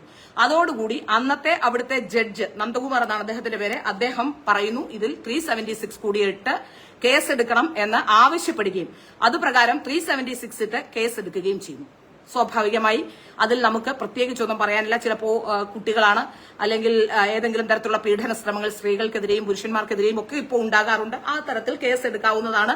കേസ് എടുക്കുന്നതിനും കേസ് കൊടുക്കുന്നതിനും തെറ്റില്ല എന്ന് തന്നെ വിശ്വസിക്കുന്ന ഒരാളാണ് ഞാൻ. പക്ഷെ അവിടെ സംഭവിച്ചത് എന്താണെന്ന് ചോദിച്ചാൽ, ഈ കേസുമായി മുമ്പോട്ട് പോകുമ്പോൾ ഏതാണ്ട് ഈ കേസിന്റെ വിചാരണ വേളയിൽ അച്ഛനും മകളും മൊഴി മാറ്റുകയും അതിനിടയിൽ ഒരു സംഭവം ഉണ്ടാകുന്നത് ഈ കേസുമായി ബന്ധപ്പെട്ട് ബലാത്സംഗ ശ്രമം ആയിരുന്നു ആദ്യം, അതിനുശേഷം ബലാത്സംഗത്തിലേക്ക് മാറുന്നു. ആ കേസുമായി ബന്ധപ്പെട്ട് കുട്ടിയെ പരിശോധനയ്ക്ക് വിധേയമാക്കുമ്പോൾ മെഡിക്കൽ റിപ്പോർട്ടിൽ അങ്ങനെ യാതൊരു തരത്തിലുള്ള പീഡനമോ പീഡനത്തിന്റെ ലക്ഷണങ്ങളോ ഇല്ല എന്ന് കണ്ടെത്തുകയും അവസാനം ഈ കേസിന്റെ വിചാരണ വേളയിൽ ആ പ്രതി എന്ന് ആരോപിക്കപ്പെട്ടയാൾ അയാൾ ഒരു ബിസിനസ്സുകാരനായിരുന്നു, പ്രവാസിയായിരുന്നു, ഏതാണ്ട് ആ കുട്ടിയുടെ അച്ഛന്റെ അതേ പ്രായമുള്ള ഒരാളായിരുന്നു. അയാൾക്ക് അയാളുടെ ജീവിതം നഷ്ടപ്പെട്ടു, അയാൾ അറസ്റ്റ് ചെയ്യപ്പെട്ടു, അയാളുടെ കുടുംബം നഷ്ടപ്പെട്ടു, അയാൾ നാട് വിട്ടുപോകുന്ന അവസ്ഥയെത്തി. നാട്ടിലെവിടെയും അദ്ദേഹത്തിനെതിരെ പോസ്റ്ററുകൾ വന്നു, അദ്ദേഹത്തിന്റെ കുടുംബം ഉപേക്ഷിച്ചു പോയി. അങ്ങനെ നിരവധി പ്രശ്നങ്ങൾ ആ വിഷയവുമായി ബന്ധപ്പെട്ടുണ്ടായി. ഈ വിഷയവുമായി ബന്ധപ്പെട്ടുണ്ടായ ശേഷമുണ്ടായ ഏറ്റവും വലിയ കാര്യം എന്ന് പറയുന്നത്, പിന്നീട് ഒരു 4-5 കൊല്ലത്തിനകം ഈ കുട്ടിയും അച്ഛനും കോടതിയിൽ മൊഴിമാറ്റി പറയുന്നു. ഈ മൊഴിമാറ്റി പറയുന്നതോടെ ഈ കേസിൽ അയാൾ നിരപരാധിയാണെന്ന്, പ്രത്യേകിച്ച് മൊഴി മാറ്റിയത് മാത്രമല്ല നിരപരാധിയാണെന്ന് കാണാൻ മെഡിക്കൽ റിപ്പോർട്ടിലും ഒന്നും ഉണ്ടായിരുന്നില്ല. അതുകൊണ്ട് നിരപരാധിയാണെന്ന് കണ്ട് ഈ ആളെ വെറുതെ വിടുന്നു. അങ്ങനെയാണ് ആ സംഭവം ഉണ്ടായത്. അതിനുശേഷം 2016 ആ പെൺകുട്ടി ആ പത്രസമ്മേളനത്തിൽ തന്നെ പറഞ്ഞത് താൻ ഒരു കേസ് മാത്രമേ കൊടുത്തിട്ടുള്ളൂ. അത്തരത്തിൽ പിന്നെ കൊടുത്ത കേസുകളെല്ലാം തന്നെ ആരെങ്കിലും സൈറ്റ് അടിച്ച് കാണിച്ചതോ ചീത്ത പറഞ്ഞതോ എന്നൊക്കെയാണ് ഏതായാലും ആ പെൺകുട്ടി അവകാശപ്പെട്ടത്. എന്നാൽ അത്തരത്തിലുള്ള കേസുകളല്ല. പിന്നീട് നിരവധി കേസുകൾ, പല തരത്തിലുള്ള കേസുകൾ, അതിൽ 354 അടക്കമുള്ള വകുപ്പുകൾ ചേർത്തുകൊണ്ട് പലതരത്തിലുള്ള കേസുകൾ, അതായത് സ്ത്രീകളുടെ ആത്മാഭിമാനം തകർക്കാൻ ശ്രമിച്ച തരത്തിലുള്ള നിരവധി കേസുകൾ ഈ പെൺകുട്ടി നൽകിയിട്ടുണ്ട്. അതിനുശേഷം ഈ പെൺകുട്ടി അതായത് ഞാനൊരു റേപ്പ് വിക്ടിമാണ്, തന്റെ കേസ് ഇതുമായി ബന്ധപ്പെട്ട് അയാളെ വെറുതെ വിട്ടു, അന്ന് മുതൽ അയാൾ ഉപദ്രവിക്കുകയാണെന്നൊക്കെ പറഞ്ഞുകൊണ്ട് മറ്റൊരു കേസിന്റെ ഡീറ്റെയിൽസ് ആണ് അന്ന് പത്രസമ്മേളനത്തിൽ ഈ പെൺകുട്ടി ആരോപിച്ചത്. അതുകൊണ്ടാണ് ആ കേസുമായി ബന്ധപ്പെട്ട് വാർത്തകൾ വരുന്നത് കൊണ്ട് മാത്രമാണ് തന്നെ ഈ തരത്തിൽ ആക്ഷേപിക്കുന്നത് എന്ന് പറഞ്ഞുകൊണ്ടാണ് ആ പെൺകുട്ടി രംഗത്ത് വന്നത്. ആ കേസുമായി ബന്ധപ്പെട്ട് ആ കുട്ടി പറയുന്നത് ഒരു ഡോക്ടറെന്ന്. അപ്പൊ അതിനിടയിൽ മറ്റൊരു പ്രധാനപ്പെട്ട സംഭവമുണ്ട്. ഈ പെൺകുട്ടിയുമായി ബന്ധപ്പെട്ട് ഈ കേസൊക്കെ ഫേക്ക് ആണോ എന്ന് എനിക്ക് തോന്നാനുള്ള പല കാരണങ്ങളിൽ ഒന്ന്, സാധാരണഗതിയിൽ നമ്മുടെ വീട്ടിൽ നിന്ന് ഒരു കുട്ടി കാണാതെ പോയാൽ ആദ്യം നമ്മൾ നൽകുന്ന മിസ്സിംഗ് കേസാണ്. അങ്ങനെ ഒരു മിസ്സിംഗ് കേസ് ഈ വിഷയത്തിൽ ഉണ്ടായിട്ടേ ഇല്ല. ഈ പെൺകുട്ടിയെ കാണാതെ പോയിട്ട് അച്ഛൻ രാത്രി അയലോക്കത്തുള്ള ആരെയോ കൂടി കൊണ്ടുപോയി തിരഞ്ഞു എന്ന് പറയുന്നു. പക്ഷേ അത് ഒരു മിസ്സിംഗ് കേസായി വന്നിട്ടില്ല. പിന്നീട് നൽകുന്നത് ബലാത്സംഗ ശ്രമവും ബലാത്സംഗവും ഒക്കെ ഉള്ള വകുപ്പുകൾ ചേർത്തുകൊണ്ടുള്ള കേസുകളാണ്. ആ കേസിലും ആ വീട്ടിൽ ഉമ്മയുള്ള വീട്ടിലേക്ക് അയാൾ കൊണ്ടുപോയി എന്നാണ് പറയുന്നത്. ഇനി അടുത്ത കേസ് നോക്കിയാൽ, പിന്നെ നിരവധി കേസുകളുണ്ട്. ഇതിനിടയിൽ 2016 കൊയിലാണ്ടിയിലെ 2 യുവമോർച്ച പ്രവർത്തകർക്കെതിരെ നൽകിയ ഒരു പരാതിയുണ്ട്. ആ കേസിലും ഒരു തരത്തിലുള്ള തെളിവുകളും ഇല്ല എന്നും കേസ് വ്യാജമാണെന്നും കണ്ട് ആ കേസിലും അവരെ രണ്ടിനെയും അക്യൂറ്റ് ചെയ്യുകയായിരുന്നു. അങ്ങനെ നിരവധി പരാതികൾ. ഈ പെൺകുട്ടി വളരെ ബലത്തോടു കൂടി വന്ന് എന്തുകൊണ്ടാണ് പറയുന്നത് എന്ന് വെച്ചാൽ, ഇത്തരത്തിലുള്ള കേസുകളിൽ പെടുമ്പോൾ എങ്ങനെയെങ്കിലും ഓടി രക്ഷപ്പെടാനും അതിൽ നിന്ന് രക്ഷപ്പെട്ടു പോകാനുമാണ് എല്ലാവരും ശ്രമിക്കുക. അപ്പോൾ ആരും വന്ന് ഞാൻ ഇങ്ങനെ ചെയ്തിട്ടുണ്ട്, അല്ലെങ്കിൽ ഇത്തരത്തിലൊരു കേസിൽ പ്രതിയായിട്ടുണ്ട്, ആ കേസ് വ്യാജമായിരുന്നു എന്ന് പറയാൻ വീണ്ടും നാണം കെടാൻ ആരും വരില്ല. അത് തന്നെയാണ് ഈ പെൺകുട്ടിക്ക് ഇപ്പോഴും തുണയായി നിൽക്കുന്നതെന്നാണ് എനിക്ക് മനസ്സിലാക്കാൻ സാധിക്കുന്നത്. ഈ പെൺകുട്ടി 2016 ആണ് ഈ പെൺകുട്ടി പറയുന്നത്, ഈ പെൺകുട്ടി ചിത്രം വരയ്ക്കാൻ പഠിച്ചു എന്ന് പറയുന്നുണ്ട്. ഈ ചിത്രം വരയ്ക്കാൻ പഠിച്ചു എന്ന് പറയുന്നത് തനിക്ക് കൃഷ്ണന്റെ ചിത്രം, ഇപ്പോൾ അതിന്റെ വെർഷൻ മാറിയിട്ടുണ്ട്. ആദ്യഘട്ടത്തിൽ ഇവരും അതുപോലെ തന്നെ കേരളത്തിലെ ഒരു വ്യവസായ പ്രമുഖനുമായിട്ടുള്ള ഒരു ഫോൺ കോൾ പുറത്തു വന്നിരുന്നു. ആ ഫോൺ കോളിൽ തന്നെ അവർ പറയുന്നുണ്ട്, എനിക്ക് ചിത്രം വരയ്ക്കാൻ പഠിപ്പിച്ചു തന്ന ഒരാൾക്ക് വേണ്ടിയാണ്, അയാൾക്ക് സിനിമ ചെയ്യാൻ താല്പര്യമുണ്ട്, അതുകൊണ്ട് ഈ ആളിനോട് സിനിമ ചെയ്യാൻ സഹായിക്കുമോ എന്ന് ചോദിക്കുന്നുണ്ട്. അപ്പോ 2016 ശേഷം 2016-17 കാലഘട്ടത്തിലാണ് ഈ പെൺകുട്ടി കൃഷ്ണ ചിത്രം മാത്രം വരയ്ക്കാനായി പെൺകുട്ടിക്ക് എവിടെ നിന്നോ ട്രെയിനിങ് കിട്ടുന്നത്. അതിന് കാരണം ഈ പെൺകുട്ടി പറയുന്നത്, ഈ ഡോക്ടർ എന്ന് പറയുന്നത്, അതായത് മകനെ മദ്രസയിൽ വിട്ടപ്പോൾ ആ മദ്രസയിലുള്ള അധ്യാപകൻ അടിക്കുകയും അതുകൊണ്ട് മകന് മാനസിക പ്രശ്നം ഉണ്ടാവുകയും താൻ തന്റെ ഒരു സുഹൃത്ത് വഴി മാനസിക രോഗ വിദഗ്ധനെ കാണാൻ വേണ്ടി നിംഹാൻസിൽ ജോലി ചെയ്യുന്ന ഡോക്ടർ എന്ന് പറഞ്ഞ ഒരാളെ പരിചയപ്പെട്ടു എന്നാണ് ഞാൻ മനസ്സിലാക്കുന്നത്. എന്റെ അന്വേഷണത്തിൽ വ്യക്തമായത്, ഇങ്ങനെ ഒരു ഡോക്ടർ എന്ന് പറയുന്ന ഒരാളെ അല്ല അവർ പരിചയപ്പെട്ടത്. 2016 കോഴിക്കോടുള്ള ഒരു അക്കാദമി, ആ അക്കാദമിയുടെ പേര് ഞാൻ പറയുന്നില്ല, അത് അക്കാദമി ഇന്ന് നിലവിലില്ല. പക്ഷേ എങ്കിലും അത് നടത്തിയിരുന്നവരുടെ സ്വകാര്യത മാനിച്ച് ആ പേര് ഞാനിപ്പോ തൽക്കാലം പറയുന്നില്ല. ആ അക്കാദമിയിൽ ചെന്ന് ആ അക്കാദമിയിലെ ഒരു ട്രെയിനർ ആയിരുന്ന ആളായിരുന്നു ഈ ഷനീദ് കരുവാക്കണ്ടി എന്ന് പറയുന്ന ഇവർ പറയുന്ന ബലാത്സംഗ കേസിലെ പ്രതിയെന്ന് ആരോപിക്കുന്ന ആൾ എന്നാണ് ഞാൻ മനസ്സിലാക്കുന്നത്. അവിടെ നിന്നുള്ള പരിചയം, അവർ തമ്മിലുള്ള പരിചയത്തിനൊടുവിൽ എവിടെയോ വെച്ച് അവർ തമ്മിലല്ല മറ്റൊരാളുമായുള്ള ബന്ധം ഇയാൾ കണ്ടുപിടിക്കുകയും അത് വലിയ രീതിയിലുള്ള പ്രശ്നം, ആ സ്ഥാപനത്തിനകത്ത് തന്നെ അത് വലിയ രീതിയിലുള്ള പ്രശ്നം, നിരവധി പേർ വന്നു പോകുന്ന സ്ഥാപനമായതുണ്ടാവുകയും അങ്ങനെ ചില പ്രശ്നങ്ങളുമായി ബന്ധപ്പെട്ട് തോന്നിയ ഒരു വൈരാഗ്യം തീർക്കാൻ വേണ്ടിയാണ് അയാൾക്കെതിരെ പരാതി നൽകിയത് എന്നാണ് മനസ്സിലാക്കാൻ സാധിക്കുന്നത്. ആ വാർത്താ സമ്മേളനം കേട്ടാൽ തന്നെ എന്തുകൊണ്ട് ആരും തിരിച്ചു ചോദിച്ചില്ല എന്ന് എനിക്ക് മനസ്സിലാവുന്നില്ല. ആ വാർത്താ സമ്മേളനത്തിന്റെ സ്ഥലത്ത് ഞാനുണ്ടായിരുന്നില്ല. എന്തായാലും ആ വാർത്താ സമ്മേളനത്തിൽ ആ കുട്ടി പറയുന്നുണ്ട്, എന്റെ ഒരു സുഹൃത്ത് ഇയാളെ പരിചയപ്പെടുത്തി തന്നു, ഡോക്ടർ എന്ന് പറഞ്ഞുകൊണ്ട് പരിചയപ്പെടുത്തി തന്നു. ഡോക്ടർ എന്ന് പറഞ്ഞുകൊണ്ട് പരിചയപ്പെടുത്തി തരുന്ന ആൾ ഡോക്ടർ ആയിരുന്നില്ല, പിന്നീട് മനോരോഗ വിദഗ്ധനാണ് എന്ന് പറഞ്ഞുകൊണ്ടാണ് പരിചയപ്പെടുത്തിയത്. അയാൾ പറഞ്ഞു മകനെ കൊണ്ടുപോകാതെ അവിടേക്ക് ചെല്ലണം, ട്രീറ്റ്മെന്റിന്റെ കാര്യങ്ങൾ പറയാനാണ് എന്ന്. മനോരോഗ വിദഗ്ധന്മാരോട് പലരോടും ഞാൻ ഈ വിഷയത്തിൽ സംസാരിച്ചു. നമുക്ക് തന്നെ അറിയാം മനോരോഗം വന്നാൽ നമ്മളെ എങ്ങനെയാണ് ട്രീറ്റ് ചെയ്യുന്നത്. വെറുതെ സാധാരണ രോഗലക്ഷണങ്ങൾ പറഞ്ഞാൽ ഒരു മനോരോഗ വിദഗ്ധനും ഒരാൾക്കും മരുന്ന് തരില്ല. നമ്മളെ കൗൺസിലിങ്ങിന് വിധേയമാക്കി, ആരാണോ, കുട്ടിയാണെങ്കിൽ കുട്ടി, വലിയവരാണെങ്കിൽ വലിയവർ, അവരെ പ്രായപൂർത്തിയായവരാണെങ്കിൽ അങ്ങനെ അവരെ കൗൺസിലിങ്ങിന് വിധേയമാക്കി എന്താണ് അവരുടെ പ്രശ്നം എന്ന് മനസ്സിലാക്കിയ ശേഷം മാത്രമാണ് സാധാരണഗതിയിൽ ഈ കുട്ടികൾക്കൊക്കെ മനോരോഗ വിദഗ്ധന്മാർ മരുന്നും ചികിത്സയും ഒക്കെ ചെയ്യാറുള്ളത്. ഈ കുട്ടി പറയുന്നത് അവിടെ ഞാൻ ചെന്നിരുന്നു, അവിടെ ചെന്നപ്പോൾ അതും ഉച്ചയ്ക്ക് 12 മണി, ആ FIR ഒക്കെ ഭയങ്കര രസമാണ്. ഉച്ചയ്ക്ക് 12 മണിക്ക് ഇയാളുടെ വീട്ടിലേക്ക് ചെല്ലുന്നു, അവിടെ കെട്ടിയിട്ട് പീഡിപ്പിക്കുന്നു. ആ വീട്ടിലും ഉമ്മയുണ്ട്. എല്ലാ വീടുകളിലും ഉമ്മയുള്ള വീടുകളിലാണ്, അതായത് അച്ഛനും അമ്മയും കുടുംബവും ഒക്കെയായി താമസിക്കുന്ന വീടുകളിൽ വെച്ചാണ് ഈ ബലാത്സംഗം നടക്കുന്നത് എന്നാണ് ഇവർ ആരോപിക്കുന്നത്. അതിലൊരു വലിയ സംഭവമുള്ളത്, ഇവർക്കൊരു കൃത്യമായ ഒരു സ്റ്റൈൽ, ഈ കേസ് ഫ്രെയിം ചെയ്യുന്നതിന് കൃത്യമായ സ്റ്റൈൽ ഉണ്ടെന്നാണ് എനിക്ക് മനസ്സിലാക്കാൻ സാധിച്ചത്. ഈ FIR-കളൊക്കെ കാണുമ്പോൾ പീഡനങ്ങളെല്ലാം നടക്കുന്നത് പുരുഷന്മാരുടെ വീടുകളിൽ വെച്ചാണ്. അവിടുത്തെ ഉമ്മമാരും അത് അറിയുന്ന ആൾക്കാരാണ്. അങ്ങനെ വരുമ്പോൾ തീർച്ചയായും ഒരു പുരുഷനെ ഒരു ബലാത്സംഗ കേസിൽ പെടുത്തിയാൽ അവിടുത്തെ ഉമ്മമാരടക്കമുള്ളവർ പ്രതിയാകുന്ന സാഹചര്യം ഉണ്ടായാൽ ഇനി ഒരു ബലാത്സംഗം ചെയ്തിട്ടില്ലെങ്കിൽ പോലും പുരുഷന്മാരെ സംബന്ധിച്ചിടത്തോളം ഏറ്റവും സെൻസിറ്റീവ് അവരുടെ അമ്മമാരായിരിക്കും. അപ്പൊ തീർച്ചയായിട്ടും നമുക്കാണെങ്കിലും അങ്ങനെയാണ്. നമ്മുടെ കുടുംബത്തിലേക്കാണ്, അല്ലെങ്കിൽ അങ്ങനെയുള്ള ഒരാളുടെ കുടുംബത്തിലേക്കാണ് തെളിവെടുപ്പിനും മറ്റുള്ള കാര്യങ്ങൾക്കുമൊക്കെയായി പോലീസ് എത്തുന്നത്. അങ്ങനെ പോലീസ് എത്തുന്ന സാഹചര്യം ഒഴിവാക്കാൻ അവിടെ എനിക്ക് മനസ്സിലാക്കാൻ സാധിക്കുന്ന രണ്ടാമത് കേസ് കൊടുത്ത ആൾക്ക് അയാളുടെ സഹോദരി അടക്കം ആ വീട്ടിലുണ്ട്. അങ്ങനെ ഒരു സാഹചര്യത്തിൽ അവിടെ ബലാത്സംഗം നടത്തുമെന്ന് ആരോപിക്കുമ്പോൾ ആ വീട്ടിലേക്ക് ആൾക്കാർ ചെല്ലുമ്പോൾ വലിയ രീതിയിലുള്ള പ്രശ്നങ്ങൾ ഉണ്ടാവുകയും ഏതെങ്കിലും തരത്തിൽ സെറ്റിൽമെന്റ് നടത്താനോ അല്ലെങ്കിൽ എന്താണ് അവർ ഉദ്ദേശിക്കുന്നതെന്ന് ഇപ്പോഴും വ്യക്തമല്ല. എനിക്ക് ഷനീദ് കരുവാക്കണ്ടിയുമായി സംസാരിക്കാൻ കഴിഞ്ഞിരുന്നെങ്കിൽ ഒരു പക്ഷേ സാമ്പത്തികമായിരുന്നു അവർ ലക്ഷ്യം വെച്ചത് എന്ന് നമുക്ക് അറിയാമായിരുന്നു. ഏതായാലും ഇതുമായി ബന്ധപ്പെട്ട് ഇങ്ങനെയാണ് അവർ കേസ് ഫ്രെയിം ചെയ്യുന്നത്. അപ്പോൾ ഇങ്ങനെ കേസ് ഫ്രെയിം ചെയ്യുന്നത് കൊണ്ടുള്ള അവർക്കുള്ള ഒരു ഗുണം എന്താണെന്ന് ചോദിച്ചാൽ അവരാണ് ഇതിലെ വാദി. അവരെ അങ്ങും ആരും കാണുകയോ അവരുമായി ബന്ധപ്പെട്ട ഇടങ്ങളിലേക്ക് ഈ കേസുകളൊന്നും ചെല്ലുന്നില്ല. അതുകൊണ്ട് തന്നെയാണ് ഇത്തരത്തിൽ കഴിഞ്ഞ കുറേ നാളുകളായി ഇങ്ങനെ ജനങ്ങളെ പറ്റിച്ചുകൊണ്ട് അവർക്ക് മുന്നോട്ട് പോകാൻ കഴിഞ്ഞത്. ഈ ഷനീദ് കരുവാക്കണ്ടി എന്ന് പറയുന്ന ആൾ, അയാളെയും ഇവർ ആരോപിച്ച ബലാത്സംഗ കേസിൽ വെറുതെ വിട്ടു എന്നാണ് നമുക്ക് മനസ്സിലാക്കാൻ സാധിക്കുന്നത്. ആ കേസുമായി ബന്ധപ്പെട്ട് ആ കേസ് ഒന്ന് പരിശോധിച്ചാൽ, ആ കേസുമായി ബന്ധപ്പെട്ട് നോക്കുകയാണെങ്കിൽ 2018 ഇയാൾക്കെതിരെ പരാതി കൊടുക്കുന്നത്. 2018 ഓഗസ്റ്റിലാണ് ഇയാൾക്കെതിരെ ഇവർ പരാതിയുമായി വരുന്നത്. ആ 2018 ഓഗസ്റ്റിൽ തന്നെ ഇപ്പോഴും അവരുടെ സോഷ്യൽ മീഡിയ ഹാൻഡിലിൽ, അതായത് ഇൻസ്റ്റാഗ്രാമിൽ ഈ ജനുവരിയിൽ, അതായത് നമ്മുടെ പ്രധാനമന്ത്രിയുമായി ബന്ധപ്പെട്ട് പ്രധാനമന്ത്രിയുടെ പ്രോഗ്രാം കഴിഞ്ഞ ശേഷം അവർ ഈ ഷനീദുമായുള്ള ചിത്രം പങ്കുവച്ചിട്ടുണ്ട്. അതായത് ഷനീദ് മാത്രമാണ് ഈ കേസിൽ, അതായത് ഷനീദിന് മറ്റു കുടുംബമില്ലാത്തതുകൊണ്ട്, അതായത് ഭാര്യയോ വിവാഹമോ കഴിക്കാത്തത് കൊണ്ട് ഈ കേസിൽ ഷനീദ് മാത്രമാണ് ഇത്തരം കേസുകളിൽ ഇവരോട് പൊരുതി വിജയിച്ചു നിന്നിട്ടുള്ളത്. ബാക്കിയുള്ളവരെല്ലാം കേസുമായി ബന്ധപ്പെട്ട് കേസ് നടത്തിപ്പിന്റെ ഭാഗങ്ങളിൽ പലപ്പോഴും ഏതെങ്കിലും തരത്തിൽ മൊഴി മാറ്റാനുള്ള സാഹചര്യം ഉണ്ടാവുകയോ അങ്ങനെയൊക്കെ ഉണ്ടായി പോവുകയായിരുന്നു. അപ്പോൾ അതുകൊണ്ടാണ് അവർ കൃത്യമായി വീണ്ടും ആ ഷനീദ് കരുവാക്കണ്ടിയുമായുള്ള ചിത്രം 2018 അവരുടെ ഇൻസ്റ്റാഗ്രാമിൽ ഇപ്പോഴും തന്നെ അതിക്രൂരമായി പീഡിപ്പിച്ചു എന്ന് പറയുന്ന ഒരാളെ, അയാളുടെ കൂടെ ചേർന്നുള്ള ഒരു പടം അവരിപ്പോഴും ആ 2018 2018 പടം എന്ന് പറഞ്ഞുകൊണ്ട് 2024 അവരിപ്പോഴും പങ്കുവച്ചിട്ടുണ്ട്. ഈ ജനുവരിയിൽ ഞാൻ അവരുടെ സോഷ്യൽ മീഡിയ ഹാൻഡിൽ നോക്കിയപ്പോൾ എനിക്ക് കാണാൻ കഴിഞ്ഞിട്ടുണ്ട്. ആ പടം ഇപ്പോഴും അവിടെയുണ്ട്.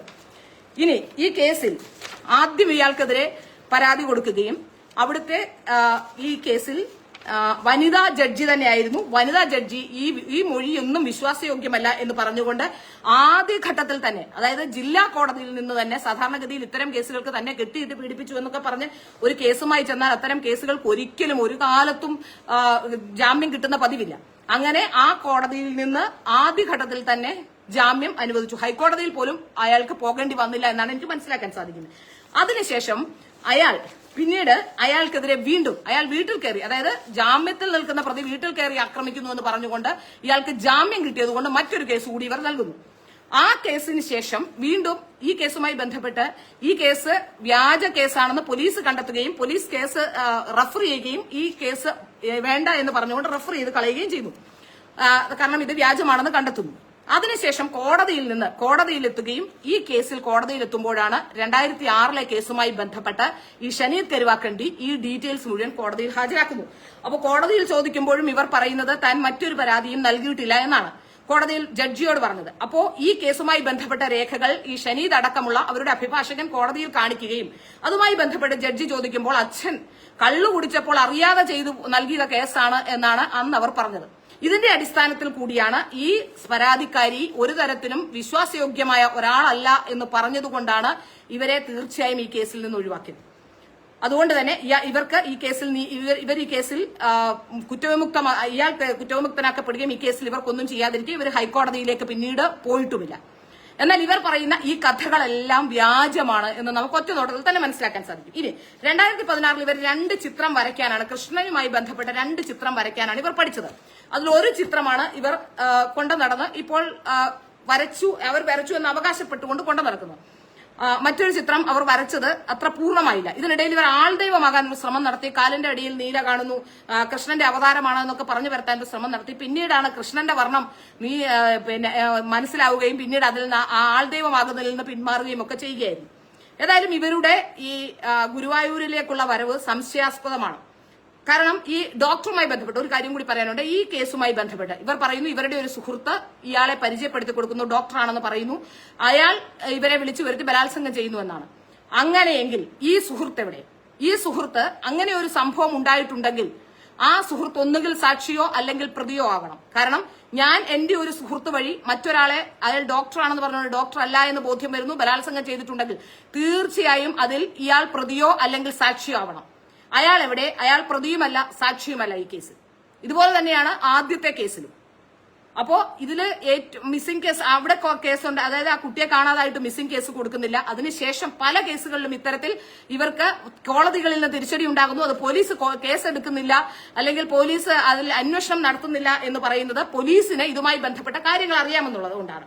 ഇനി ഇവർ പറയുന്ന മറ്റൊരു വാദം, ഇപ്പോൾ ഞാൻ പ്രധാനമന്ത്രിയുടെ അടുത്തേക്ക് എത്തിയില്ലേ, പ്രധാനമന്ത്രിയുടെ NSTയും സംഘവും എന്നെ എവിടെയെങ്കിലും എനിക്കെതിരെ കേസുണ്ടെങ്കിൽ അറിയാമായിരുന്നില്ലേ? ശരിയാണ്, അവർക്കെതിരെ കേസില്ല. അവരാണ് ഇത്രയും കാലം കേസുകളൊക്കെ കൊടുത്തുകൊണ്ടിരിക്കുന്നത്. 1. 2, പ്രധാനമന്ത്രിയുടെ അടുത്തേക്ക് എത്താനുണ്ടായ സാഹചര്യം ഞാൻ മനസ്സിലാക്കുന്നത് സുരേഷ് ഗോപിയുടെ വിവാഹവുമായി ബന്ധപ്പെട്ട് വന്നപ്പോഴാണ്, സുരേഷ് ഗോപിയുടെ മകളുടെ വിവാഹവുമായി ബന്ധപ്പെട്ട് വരുമ്പോഴാണ്. സുരേഷ് ഗോപിയെ സംബന്ധിച്ച് നമുക്കറിയാം, അദ്ദേഹം ഒരു നല്ല മനുഷ്യസ്നേഹിയാണ്. അദ്ദേഹത്തിന് ഇത്തരത്തിലുള്ള കാര്യങ്ങൾ കാണുമ്പോഴോ അല്ലെങ്കിൽ എന്തെങ്കിലും വിഷമം ഉണ്ടാകുന്ന കാര്യങ്ങൾ പറയുമ്പോഴോ ഞാൻ ഇങ്ങനെയാണെന്നൊക്കെ പറയുമ്പോഴോ അദ്ദേഹത്തിന് ഒരു മനസ്സലിവുണ്ടാകുന്ന ആളാണ്. അദ്ദേഹത്തിന്റെ ശുപാർശ പ്രകാരമാണ് ഈ പ്രധാനമന്ത്രിയുടെ അടുത്തേക്ക് എത്തിയത് എന്നാണ് മനസ്സിലാക്കാൻ സാധിക്കുന്നത്. അവിടെ നിന്ന് അവർ കാര്യാലയത്തിലേക്ക് എത്താനുണ്ടായ സാഹചര്യം, അവർ ആരാണ് അവരെ കാര്യാലയത്തിൽ എത്തിച്ചെന്ന വിഷയത്തെക്കുറിച്ച് കൃത്യമായി കാര്യങ്ങൾ വ്യക്തമായിട്ടുണ്ട് എന്നാണ് എനിക്ക് മനസ്സിലാക്കാൻ സാധിക്കുന്നത്. ഇനി മറ്റൊരു വ്യവസായ പ്രമുഖനുമായി ബന്ധപ്പെട്ടാണെങ്കിൽ, ഒരു കേരളത്തിലെ ഏറ്റവും വലിയൊരു വ്യവസായ പ്രമുഖനുമായി ബന്ധപ്പെട്ട ഒരു ഓഡിയോയും ഒരു ചിത്രവും ഇവരെ രണ്ടുപേരും കുടിക്കുന്ന ഒരു ചിത്രവും പുറത്തു വന്നിരുന്നു. അതൊന്നും ഞാൻ കേൾപ്പിക്കുന്നില്ല, കാരണം ഒരു സ്ത്രീയുടെ വിഷയമായതുകൊണ്ട് സ്വകാര്യതയും അയാളുടെ സ്വകാര്യതയും നമുക്ക് മാനിക്കേണ്ടതുള്ളതുകൊണ്ട് അതൊന്നും ഞാൻ ഇപ്പോ കാണിക്കാനോ കേൾപ്പിക്കാനോ ഒന്നും ശ്രമിക്കുന്നില്ല. അതെല്ലാം കയ്യിലുണ്ട്. പക്ഷേ നമുക്ക് പല ഘട്ടങ്ങളിലായി പലയിടത്തുനിന്നും അയച്ചു കിട്ടിയതും ഒക്കെയാണ്. പക്ഷേ എങ്കിലും അതിൽ വളരെ കൃത്യമായി തന്നെ ഇദ്ദേഹത്തിന്റെ ഐഡന്റിറ്റി വെളിവാകുന്ന രീതിയിൽ ഇവർ സംസാരിച്ച്, അതായത് ഒരു കാര്യവുമില്ലാതെ ഇദ്ദേഹത്തിന്റെ ഐഡന്റിറ്റി മനസ്സിലാകുന്ന രീതിയിൽ സംസാരിച്ചുകൊണ്ടാണ് ഈ ഓഡിയോ എടുത്തിരിക്കുന്നത്. ആ ഓഡിയോ ഏതായാലും ആ വ്യവസായ പ്രമുഖൻ പുറത്തുവിടില്ല. ഇവരുടെ ഏതാണ്ട് മുത്തച്ഛനാകാൻ പ്രായമുള്ള ഒരു വ്യവസായ പ്രമുഖനാണ്. അയാൾ ഏതായാലും ആ ഓഡിയോ പുറത്തുവിടുമെന്ന് ഞാൻ വിശ്വസിക്കുന്നില്ല. തീർച്ചയായും ആ ഓഡിയോ പുറത്തു വന്നതും അവരുടെ കയ്യിൽ നിന്ന് തന്നെയാണെന്ന് നമുക്ക് സാധാരണ ആൾക്കാർക്ക് മനസ്സിലാവും. ഇവിടെ ഇനി എനിക്ക് പറയാനുള്ള മറ്റൊരു കാര്യം, നിങ്ങളിപ്പോ ഈ കൃഷ്ണഭക്തി ആയതുകൊണ്ടോ ഇവർ കൃഷ്ണന്റെ ചിത്രം വരച്ചതോ ഒന്നുമല്ല എന്റെ പ്രശ്നം. അവർക്ക് ഇനിയും കൃഷ്ണന്റെ ചിത്രം വരയ്ക്കാം, അവർ കൃഷ്ണഭക്തി ആയിക്കോട്ടെ, അത് അവർക്ക് ചെയ്യാവുന്നതാണ്. അതിന് യാതൊരു തരത്തിലുള്ള പ്രശ്നങ്ങളും ഇവിടുത്തെ ഹൈന്ദവ സമൂഹം കൽപ്പിക്കുന്നില്ല. പക്ഷെ അവരുടെ പ്രശ്നം, ഈ വിഷയം ഞാൻ പറയാനുണ്ടായ സാഹചര്യം, ഈ ഇത്രയും കാലം അവർ ഈ മുസ്ലിം കമ്മ്യൂണിറ്റിയിലുള്ള, കമ്മ്യൂണിറ്റി എന്ന് എനിക്ക് പറയാതിരിക്കാൻ നിവൃത്തിയില്ലാത്തതുകൊണ്ടാണ് പറയുന്നത്, മുസ്ലിം കമ്മ്യൂണിറ്റിയിലുള്ള നിരവധി യുവാക്കളെ ഇത്തരത്തിൽ പെടുത്തി അവരുടെ കുടുംബം നശിപ്പിച്ച് പലതരത്തിലുള്ള പ്രശ്നങ്ങൾ ഉണ്ടാക്കിയ ശേഷം അവരുടെ മതവിഭാഗത്തെ കുറ്റം പറഞ്ഞുകൊണ്ട് മറ്റൊരു മതവിഭാഗത്തിലേക്ക് വരുന്നത് കൃത്യമായ രാഷ്ട്രീയ ലക്ഷ്യങ്ങളോടെയാണ് എന്ന് നിങ്ങളിലുള്ളവർ തിരിച്ചറിയണം. ഇവിടെ സംഭവിച്ചത് എന്താണെന്ന് ചോദിച്ചാൽ, ഈ ഇത്തരത്തിൽ അവരുടെ മതവിഭാഗത്തെ പിന്തള്ളിക്കൊണ്ട് അവർ പറയുന്നത് അവർ കൃഷ്ണഭക്തയാണ് എന്നാണ്. അവർ കൃഷ്ണഭക്തയാണെങ്കിൽ ഇപ്പോഴും അവർ ഗുരുവായൂരിലേക്ക് തട്ടമിട്ട് വരികയും അവരെ ഇന്നുവരെ ഏതെങ്കിലും ഒരു പള്ളിയിൽ നിന്ന് വിലക്കിയതായിട്ടോ അല്ലെങ്കിൽ അവർ മറ്റൊരു മതത്തിലേക്ക് കൺവേർട്ട് ചെയ്തായിട്ടോ അല്ലെങ്കിൽ ഒന്നും നമുക്ക് ആ വിഷയത്തിലൊന്നും നമുക്കൊരു കൃത്യമായ അറിവില്ല. സാധാരണഗതിയിൽ ആരെങ്കിലും മുസ്ലിം വിഭാഗത്തിൽ നിന്ന് ആരെങ്കിലും, പ്രത്യേകിച്ച് നമുക്കറിയാം പല പുരോഗമനവാദികളായ കുട്ടികളെ പോലും മുസ്ലിം വിഭാഗത്തിൽ നിന്ന് പുറത്തു വരുമ്പോൾ അല്ലെങ്കിൽ അവരെന്തെങ്കിലും അതിനെതിരെ പറയുമ്പോൾ അവിടെ നിന്നും പലതരത്തിലുള്ള സൈബർ അറ്റാക്കുകൾ ഉണ്ടാകാറുണ്ട്. പക്ഷെ ഇപ്പോ ഇത് ഹൈന്ദവ സമൂഹം പറയുന്നു എന്നുള്ളത് കൊണ്ട് മാത്രം അവർ ഇവരെ ഏറ്റെടുക്കാൻ ഒരു ശ്രമം നടത്തുന്നുണ്ടോ എന്ന സംശയം കൂടി എനിക്കുണ്ട്. ഇനി അതിനുമപ്പുറം ചിന്തിക്കേണ്ട ഒരു പ്രധാനപ്പെട്ട വിഷയം, എന്തുകൊണ്ടാണ് ഇവർ കൃഷ്ണനെ മാത്രം തിരഞ്ഞെടുത്തത്? ഇനി ഇവർ കൃഷ്ണഭക്തയാണ്, വലിയ കൃഷ്ണഭക്തിയാണ്. ഗുരുവായൂരിൽ ഇന്നലെയും അവർ ആടിത്തിമിർക്കുകയാണ് ഗുരുവായൂരെത്തി. മറ്റൊരു പ്രധാനപ്പെട്ട കാര്യം പറയാം, ഗുരുവായൂർ അമ്പലത്തിൽ അകത്തേക്ക് കയറാൻ മറ്റു മതവിഭാഗങ്ങൾക്ക് കഴിയില്ല. യേശുദാസിന് പോലും അവിടെ പോകാൻ കഴിഞ്ഞിട്ടില്ല. യഥാർത്ഥത്തിൽ യേശുദാസിനെ പോലുള്ളവർ ഒരുപക്ഷെ കൃഷ്ണൻ യേശുദാസിനെ പുറത്തു വന്ന് കാണുമെന്ന് വിശ്വസിക്കുന്ന ഒരാളാണ് ഞാൻ. യേശുദാസ് ആ നടക്കിലേക്ക് എത്തിയാൽ പുറത്തേക്ക് ഇറങ്ങി വന്ന് കാണുമെന്ന് ചിന്തിക്കുന്ന ഒരാളാണ് ഞാൻ. അത്രയ്ക്ക് യേശുദാസിനോ അത്രയ്ക്ക് ഒരു ഗാനങ്ങളിലൂടെ അദ്ദേഹം കൃഷ്ണഭക്തി ഉണ്ട് എന്ന് തെളിയിച്ചിട്ടുള്ള ഒരാൾ കൂടിയാണ്. അപ്പോൾ ഇവർ പറയുന്ന ഇവർ വലിയ കൃഷ്ണഭക്തിയാണെന്നാണ്. ഒരു ദിവസം ഞാൻ മറ്റൊരു വീഡിയോ കാണാനിടയായി. മധ്യ തിരുവിതാംകൂറിലെ ഒരു ക്ഷേത്രത്തിൽ ഇവർ പോകുന്നു. അതും ഒരു കൃഷ്ണന്റെ ക്ഷേത്രമാണ്, വളരെ പ്രശസ്തമായ ഒരു ക്ഷേത്രമാണ്. ആ ക്ഷേത്രത്തിലേക്ക് അവർ അവിടുത്തെ ഭാരവാഹികൾ വിളിച്ചിട്ട് അവിടേക്ക് ചെല്ലാൻ പറയുന്നു. അപ്പൊ അവർ പറയുന്നൊരു കാര്യം, ആ വീഡിയോയിൽ ഒരു വീഡിയോ കാണുന്നുണ്ട്, ആ വീഡിയോയിൽ അവർ പറയുന്നൊരു കാര്യം, എനിക്ക് ഗുരുവായൂരിലെ കണ്ണനെ കാണാൻ പറ്റാത്തത് കൊണ്ട് ഞാൻ ഇവിടേക്ക് വന്നു എന്നാണ്. എനിക്ക് അവർ പറയുന്ന പോലെ സംസാരിക്കാൻ അറിയില്ല, അത്ര സോഫ്റ്റ് അല്ല ഞാൻ, അതുകൊണ്ട് സോഫ്റ്റായി സംസാരിക്കാൻ അറിയത്തില്ല. അതൊരു വലിയ പരാജയമാണ്. പക്ഷെ എങ്കിൽ പോലും ആ പരാജയത്തെ ഞാൻ ഉൾക്കൊള്ളുന്നു, എനിക്ക് കുഴപ്പമില്ല, ഞാൻ ഇങ്ങനെയൊക്കെ സംസാരിച്ചാൽ മതി എന്നാണ് എന്റെ. അതുകൊണ്ട് ഞാനൊരു വലിയ പ്രശ്നകാരിയാന്നൊക്കെ നിങ്ങൾക്ക് തോന്നാം, പക്ഷെ അങ്ങനെയല്ല കേട്ടോ. എനിക്ക് സോഫ്റ്റായി സംസാരിക്കാൻ അറിയില്ല, അത് ശീലത്തിൽപ്പെടുന്നില്ല, അതുകൊണ്ടാണ്. അപ്പോ അവർ പറയുന്നത് ഗുരുവായൂരിലെ കണ്ണനെ എനിക്ക് കാണാൻ പറ്റാത്ത കൊണ്ട് എനിക്ക് ഇവിടുത്തെ കണ്ണനെ കാണാൻ പറ്റിയെന്നാണ്. ഞാൻ ആ വിഷയവുമായി ബന്ധപ്പെട്ട ഒരു അന്വേഷണം നടത്തിയപ്പോ ഈ കൃഷ്ണഭക്ത 20,000 രൂപയുണ്ടെങ്കിൽ മാത്രമേ ആ ക്ഷേത്രത്തിലേക്ക് അവിടെ ചെല്ലാൻ പറ്റുകയുള്ളൂ എന്നാണ് പറഞ്ഞത്. അവർ വിചാരിച്ചു കൃഷ്ണഭക്തി ആയതുകൊണ്ട് വിളിച്ചൊന്ന് ഇവരെ ഒന്ന് സ്വീകരിക്കാം, ഇവർക്കൊരു പൊന്നാടയൊക്കെ അണിയിച്ച് വിടാമെന്ന് വിചാരിച്ചപ്പോ 20,000 രൂപ തന്നാൽ മാത്രമേ, അതായത് അവർ തന്നെ പിന്നീട് ഒരു സ്പോൺസറെ കണ്ടെത്തുകയും 20,000 രൂപ നൽകിയ ശേഷമാണ് ഈ കൃഷ്ണഭക്ത മധ്യ തിരുവിതാംകൂറിലെ ക്ഷേത്രത്തിലെത്തി തൊഴുതിട്ടുള്ളത്. അവിടെ ഭയങ്കര പ്രകടനമാണ്. ആ വീഡിയോ ഒക്കെ കാണണം. അതിൽ ഇവരുടെ ഇൻസ്റ്റയിൽ ആ വീഡിയോ, നിരവധി വീഡിയോകൾ ഇൻസ്റ്റയിൽ അവരുടെ ഇട്ടിട്ടുണ്ട്. ഞാൻ ഈ കണ്ണനെ കാണാൻ വന്നതാണ്, കണ്ണൻ എന്നെ വിളിച്ചതാണ്, കണ്ണന്റെ അടുത്തേക്ക് വന്നതാണ് എന്നൊക്കെ പറഞ്ഞുകൊണ്ട്. അപ്പൊ ഗുരുവായൂരിലെത്തുമ്പോൾ അവിടുത്തെ തന്ത്രിയൊക്കെ വന്ന് കാണുമെന്നാണ് പറയുന്നത്. ഏതായാലും കഴിഞ്ഞ കുറെ വർഷങ്ങൾ, ഏതാണ്ട് 40 വർഷത്തിലേറെയായി ഗുരുവായൂരിലൊക്കെ പോകുന്ന ഒരാളാണ് ഞാൻ ഇന്ന് വരെ ഗുരുവായൂരിലെ ഒരു ക്ഷേത്രം ഭാരവാഹിയെ വിളിക്കുകയോ ഭാരവാഹികളെ കാണാൻ ശ്രമിക്കുകയോ ഒരു ഭാരവാഹികളുടെയും അടുത്തു പോയിട്ട് തൊഴുകയോ അവരുടെ ആതിഥ്യം സ്വീകരിച്ച് തൊഴുകയോ ഒന്നും ചെയ്തിട്ടില്ല. ക്ഷേത്രത്തിൽ പോകുമ്പോൾ പുറത്തുനിന്ന് ക്യൂ നിന്ന് പോയി തൊഴലാണ് പതിവ്.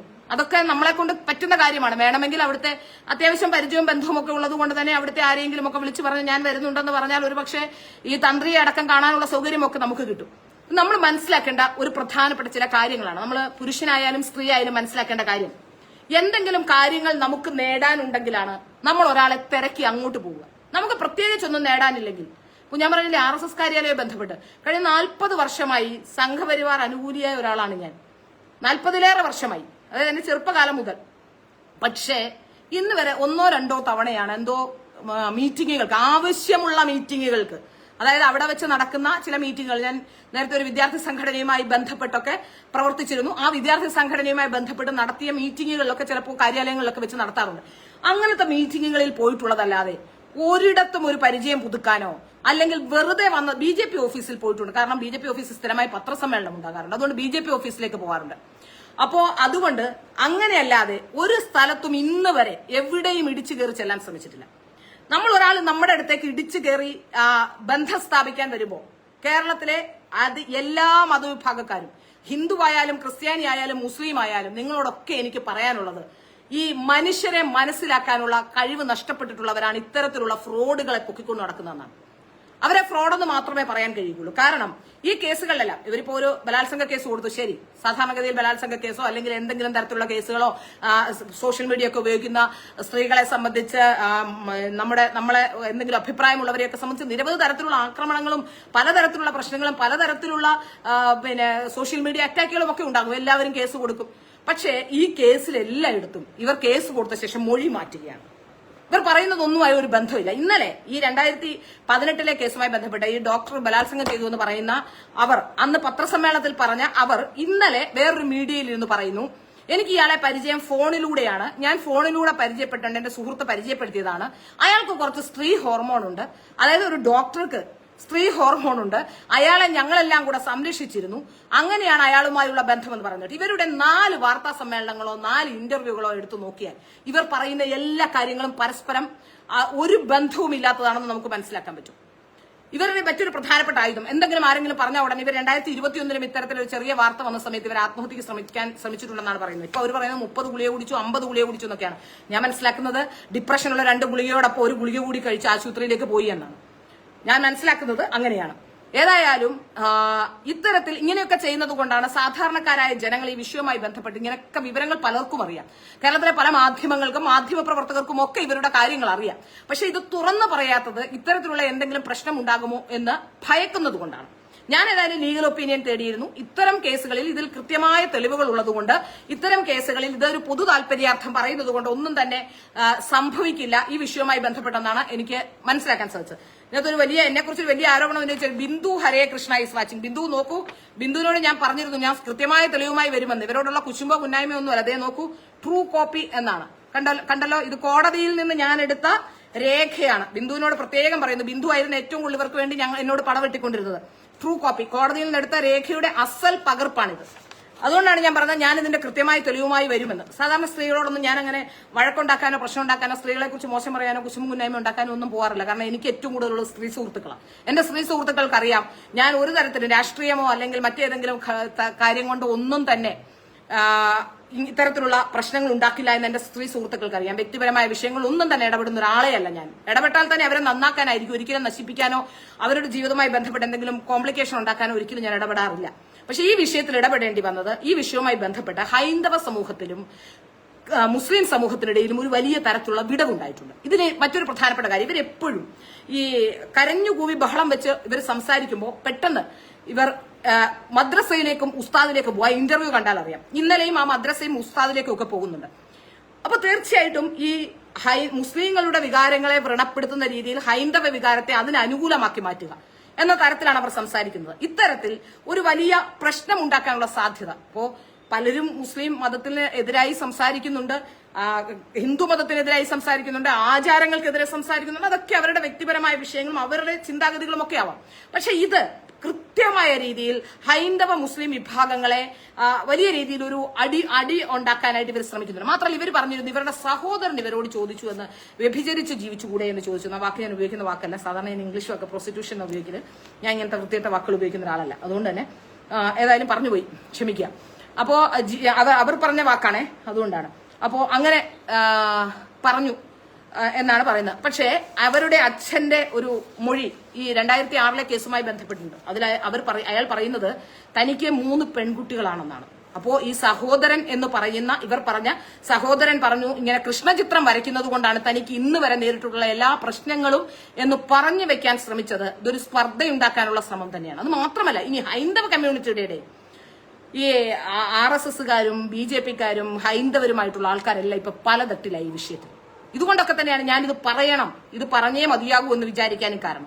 കാരണം കുറച്ചുപേർ അവരെ സപ്പോർട്ട് ചെയ്യുന്നു, അവർ നല്ലവരാണെന്ന് പറയുന്നു, അവർക്ക് വീണ്ടും സപ്പോർട്ടുമായി വരുന്നു. ഇപ്പോ സോഷ്യൽ മീഡിയ, അമൃത TV, അങ്ങനെ നിരവധി ചാനലുകൾ, പിന്നെ ഓൺലൈൻ ചാനലുകളുടെ ഒരു ആധിക്യമായതുകൊണ്ട് അവർക്ക് നല്ലതോ ചീത്തയോ അല്ലെങ്കിൽ സമൂഹത്തിന് മാതൃകയാവുന്ന ആൾക്കാരെയോ ഒന്നും സമൂഹത്തിന്റെ മുന്നിലേക്ക് പ്രൊജക്ട് ചെയ്യണമെന്നില്ല. അവരെ സംബന്ധിച്ച് അവർക്ക് ഇത്തരത്തിൽ ഏത് തരത്തിലുള്ള ആളെ കിട്ടിയാലും അതിലൊരു മാർക്കറ്റിംഗ് തന്ത്രം മാത്രമേ കാണുള്ളൂ. പ്രത്യേകിച്ച് ഈ നിരവധി സോഷ്യൽ മീഡിയ വാർത്ത ചെയ്യുന്ന ചാനലുകളെക്കാൾ ഉപരി ഇപ്പോൾ നിരവധി സിനിമ ചെയ്യുന്ന ചാനലുകളൊക്കെ കൊച്ചിയിൽ നിന്നുണ്ട്. അപ്പൊ ഇന്നലെയും ഒരു ഇന്റർവ്യൂ അത്തരത്തിൽ കണ്ടു. കൃഷ്ണഭക്തി കൊണ്ട് ഇങ്ങനെ ആറാടുന്ന കൃഷ്ണഭക്ത. എനിക്ക് മറ്റൊരു സംശയം കൂടി ചോദിച്ചോട്ടെ. ഈ ക്ഷേത്രങ്ങളിൽ സ്ഥിരമായി പോകുന്ന ഒരാളാണ് കൃഷ്ണഭക്ത എന്ന് പറയും. എങ്കിൽ ഈ കൃഷ്ണഭക്ത പോകുന്നിടത്തൊക്കെ എന്തിനാണ് ഈ വീഡിയോ എടുത്ത് റീൽസ് ഇട്ടുകൊണ്ട് നടക്കുന്നത്? ഗുരുവായൂർ കണ്ണനോടുള്ള ഇന്നലെ 3 or 4 ലൈവ് ഗുരുവായൂരിലിരുന്ന് എന്നെ ഗുരുവായൂർ കണ്ണൻ രക്ഷിച്ചു. 1 മാസത്തിന് ശേഷമാണ് താൻ ഗുളിക കഴിച്ചതിന്റെ ആധിക്യം, അതിന്റെ ഒരു അസ്ഥിത ഉണ്ടായത്. താൻ ആശുപത്രിയിലായിരുന്നു. ഞാൻ വരില്ല കണ്ണ എന്ന് വിചാരിച്ചു. അങ്ങനെ ആരെ ബോധിപ്പിക്കാനും ആരെ പറ്റിക്കാനുമാണ് നിങ്ങൾ ഈ കൃഷ്ണഭക്തി പറഞ്ഞുകൊണ്ട് ഗുരുവായൂരിലേക്ക് വരുന്നത്? യഥാർത്ഥത്തിൽ ഇവരുടെ നടപടികൾ, ഇവർക്ക് അനുകൂലമായി ചില ഓൺലൈൻ ചാനലുകളൊക്കെ വന്നിട്ടുണ്ട്. ഒരു പക്ഷേ അവർക്ക് ഇതിന്റെ പൂർണ്ണമായ വിവരങ്ങൾ ലഭ്യമാകാത്തത് കൊണ്ടോ അല്ലെങ്കിൽ ഈ കണ്ണുനീരൊക്കെ കാണുമ്പോൾ സ്ത്രീകൾ കരയുന്ന കാണുമ്പോൾ പുരുഷന്മാർക്ക് ഭയങ്കര അലിവുണ്ടാകും. അങ്ങനത്തെ ചില പുരുഷന്മാരുണ്ട്. അവര് വെറുതെ ഒന്ന് കരഞ്ഞു കാണിക്കുകയോ അല്ലെങ്കിൽ ഒന്ന് കൊഞ്ചിക്കൊഴിയൊക്കെ ചെയ്യുന്ന സ്ത്രീകൾക്ക് അങ്ങനെ അത്തരം സ്ത്രീകൾക്ക് കുറച്ചുകൂടി സമൂഹത്തിൽ ഒരു പാവം എന്ന ഇമേജ് കാണും. നമ്മളെപ്പോലുള്ള കൃത്യമായ വാക്കുകൾ സംസാരിക്കുന്ന ആൾക്കാർ, കൃത്യമായി പറയുന്ന ആൾക്കാരെയൊക്കെ ഭയങ്കര പ്രശ്നക്കാരാക്കി ചിത്രീകരിക്കാനും സമൂഹം പലപ്പോഴും ശ്രമിക്കാറുണ്ട്. അതുകൊണ്ട് തന്നെയാണ് ഞാൻ പറയുന്നത്, ഈ കരച്ചിലും, അതായത് വന്ന് സോഷ്യൽ മീഡിയയുടെ മാധ്യമങ്ങളുടെ മുന്നിലൊക്കെ വന്ന് കരഞ്ഞു വിളിച്ചു പറഞ്ഞപ്പോൾ എല്ലാവരും ഈ വിഷയം വിട്ടതാണ്. പിന്നെയും ഇവർ വീണ്ടും കൃഷ്ണഭക്തി പറഞ്ഞുകൊണ്ടും പറഞ്ഞതെല്ലാം കള്ളമാണെന്നും തന്റെ ഭാഗം ന്യായീകരിക്കാനും ഒക്കെ വന്നപ്പോഴാണ് ഇത് കൂടുതൽ അന്വേഷണത്തിലേക്ക് പോകേണ്ടതുണ്ട്, അല്ലെങ്കിൽ ഇതിലൊരു ശരിയുണ്ടോ എന്ന ചോദ്യം പോലും ഉണ്ടായത്. പലപ്പോഴും സോഷ്യൽ മീഡിയയിൽ ഇത്തരത്തിലുള്ള നിരവധി പേർ വരുന്നുണ്ട്. പക്ഷേ ഞാൻ പറയുന്ന അവർ വ്യക്തിപരമായി ഒരാൾ ചെയ്യുന്ന കാര്യങ്ങൾ അവർ ചെയ്ത് ജീവിക്കുന്നതിന്, ഇപ്പോൾ അവർ ചിത്രം വരയ്ക്കുന്നതിനെ ഞാൻ എതിർക്കുന്നില്ല. അവർക്ക് ഒരേ ഒരു ചിത്രമേ വരയ്ക്കാൻ അറിയുള്ളൂ. അവിടെയാണ് സംശയം ജനിപ്പിക്കുന്നത്. അവർ പറയുന്നു അവരൊരു ചിത്രം. ഇനി ഇതൊക്കെ പോട്ടെ, ഞാൻ അവരെ വളരെ സാഹൂതം കഴിഞ്ഞ ദിവസങ്ങളിലൊക്കെ വീക്ഷിച്ചു. വയനാടുമായി ബന്ധപ്പെട്ട്, വയനാട് കോഴിക്കോടിന് ഏറ്റവും അടുത്തുള്ള സ്ഥലമാണ്. വയനാടുമായി ബന്ധപ്പെട്ട് ഇത്രയും പ്രശ്നം നടക്കുമ്പോഴും അവർ സോഷ്യൽ മീഡിയയിൽ ആടിപ്പാടി റീൽസുകൾ ഇടുകയായിരുന്നു. കേരളത്തിലെ വേറെ ഒരു സോഷ്യൽ മീഡിയ ഹാൻഡിലുകളും ഞാൻ കണ്ടിട്ടില്ല അത്തരത്തിലൊരു പെരുമാറ്റം. എല്ലാവരും നിശബ്ദരായി വയനാടിന് വേണ്ടി അവിടുത്തെ പ്രശ്നങ്ങളെ കുറിച്ച് സംസാരിക്കുമ്പോൾ അവർ മാത്രം വയനാടിന് വേണ്ടി ഒരു വാക്കുപോലും അവർ സംസാരിക്കാതെ അവർ വളരെ കൃത്യമായി തന്നെ, അത് സാധാരണഗതിയിൽ നമ്മളിപ്പോ പറയാം, നമുക്ക് ഈ സാമൂഹ്യ പ്രതിബദ്ധത കുറവുള്ള, പക്ഷെ സാമൂഹ്യ പ്രതിബദ്ധത കുറവുള്ളവരാണെങ്കിലും ഇത്രയും വലിയ ദുരന്തം നമ്മുടെ കേരളത്തിൽ ഇത്രയും വലിയ ദുരന്തം ഉണ്ടായിട്ടേയില്ല. ഏറ്റവും വലിയ ദുരന്തം ഉണ്ടാകുമ്പോൾ നമ്മളെ കൊണ്ട് കഴിയാവുന്നത്, അതിപ്പോ പ്രളയകാലത്തൊക്കെ ചെങ്ങന്നൂർ എന്റെ സ്ഥലമാണ് ചെങ്ങന്നൂർ. അപ്പോൾ പ്രളയം ഉണ്ടായ സമയത്തൊക്കെ ഏതാണ്ട് ഒരു ദിവസവും എനിക്ക് ഉറങ്ങാൻ കഴിയുമായിരുന്നില്ല. എന്റെ വീടിന്റെ അവിടെ സേഫാണ്, എന്റെ വീടിന്റെ അവിടെ വെള്ളം കയറുന്ന സ്ഥലമല്ല. പക്ഷെ എങ്കിൽ പോലും ഏതാണ്ട് 1.5-2 ആഴ്ച ഈ പ്രളയമുണ്ടായ സമയത്ത് കുത്തിയിരുന്ന് സോഷ്യൽ മീഡിയ വഴി നമ്മൾ വീട്ടിലിരുന്ന് കോർഡിനേറ്റ് ചെയ്ത് അവസാനം എന്റെ കണ്ണിന് ചെറിയ പ്രശ്നം ഉണ്ടാകുന്ന സാഹചര്യത്തിലേക്ക് പോലും പോയി. പിന്നീട് ട്രീറ്റ്മെന്റ് എടുത്താണ് അത് മാറി. കണ്ണ് വെട്ടും എന്നതിന് പ്രശ്നമുണ്ടായിരുന്നു. കുറെ നാളത്തേക്ക് ഇങ്ങനെ വെട്ടി ഉറക്കമില്ലാതെ വരുന്നു. അപ്പൊ സാധാരണഗതിയിൽ നമ്മളൊക്കെ സാമൂഹ്യ പ്രതിബദ്ധതയുള്ളവർ ചെയ്യുന്ന പണി അതല്ലേ. പക്ഷെ അവരെ സംബന്ധിച്ചിടത്തോളം സാമൂഹ്യ പ്രതിബദ്ധതയോ ഭക്തിയോ ഒന്നും തന്നെയല്ല. ഇനി അവരുടെ സ്വത്ത് സംബന്ധിച്ച വിവരങ്ങൾ, ഇവരെത്രമാത്രം സ്വത്തുണ്ടാക്കിയിട്ടുണ്ട് എന്നതിനെ സംബന്ധിച്ചുള്ള വിവരങ്ങളൊക്കെ ഇനി പുറത്തു വരാനിരിക്കുന്നതേ ഉള്ളൂ.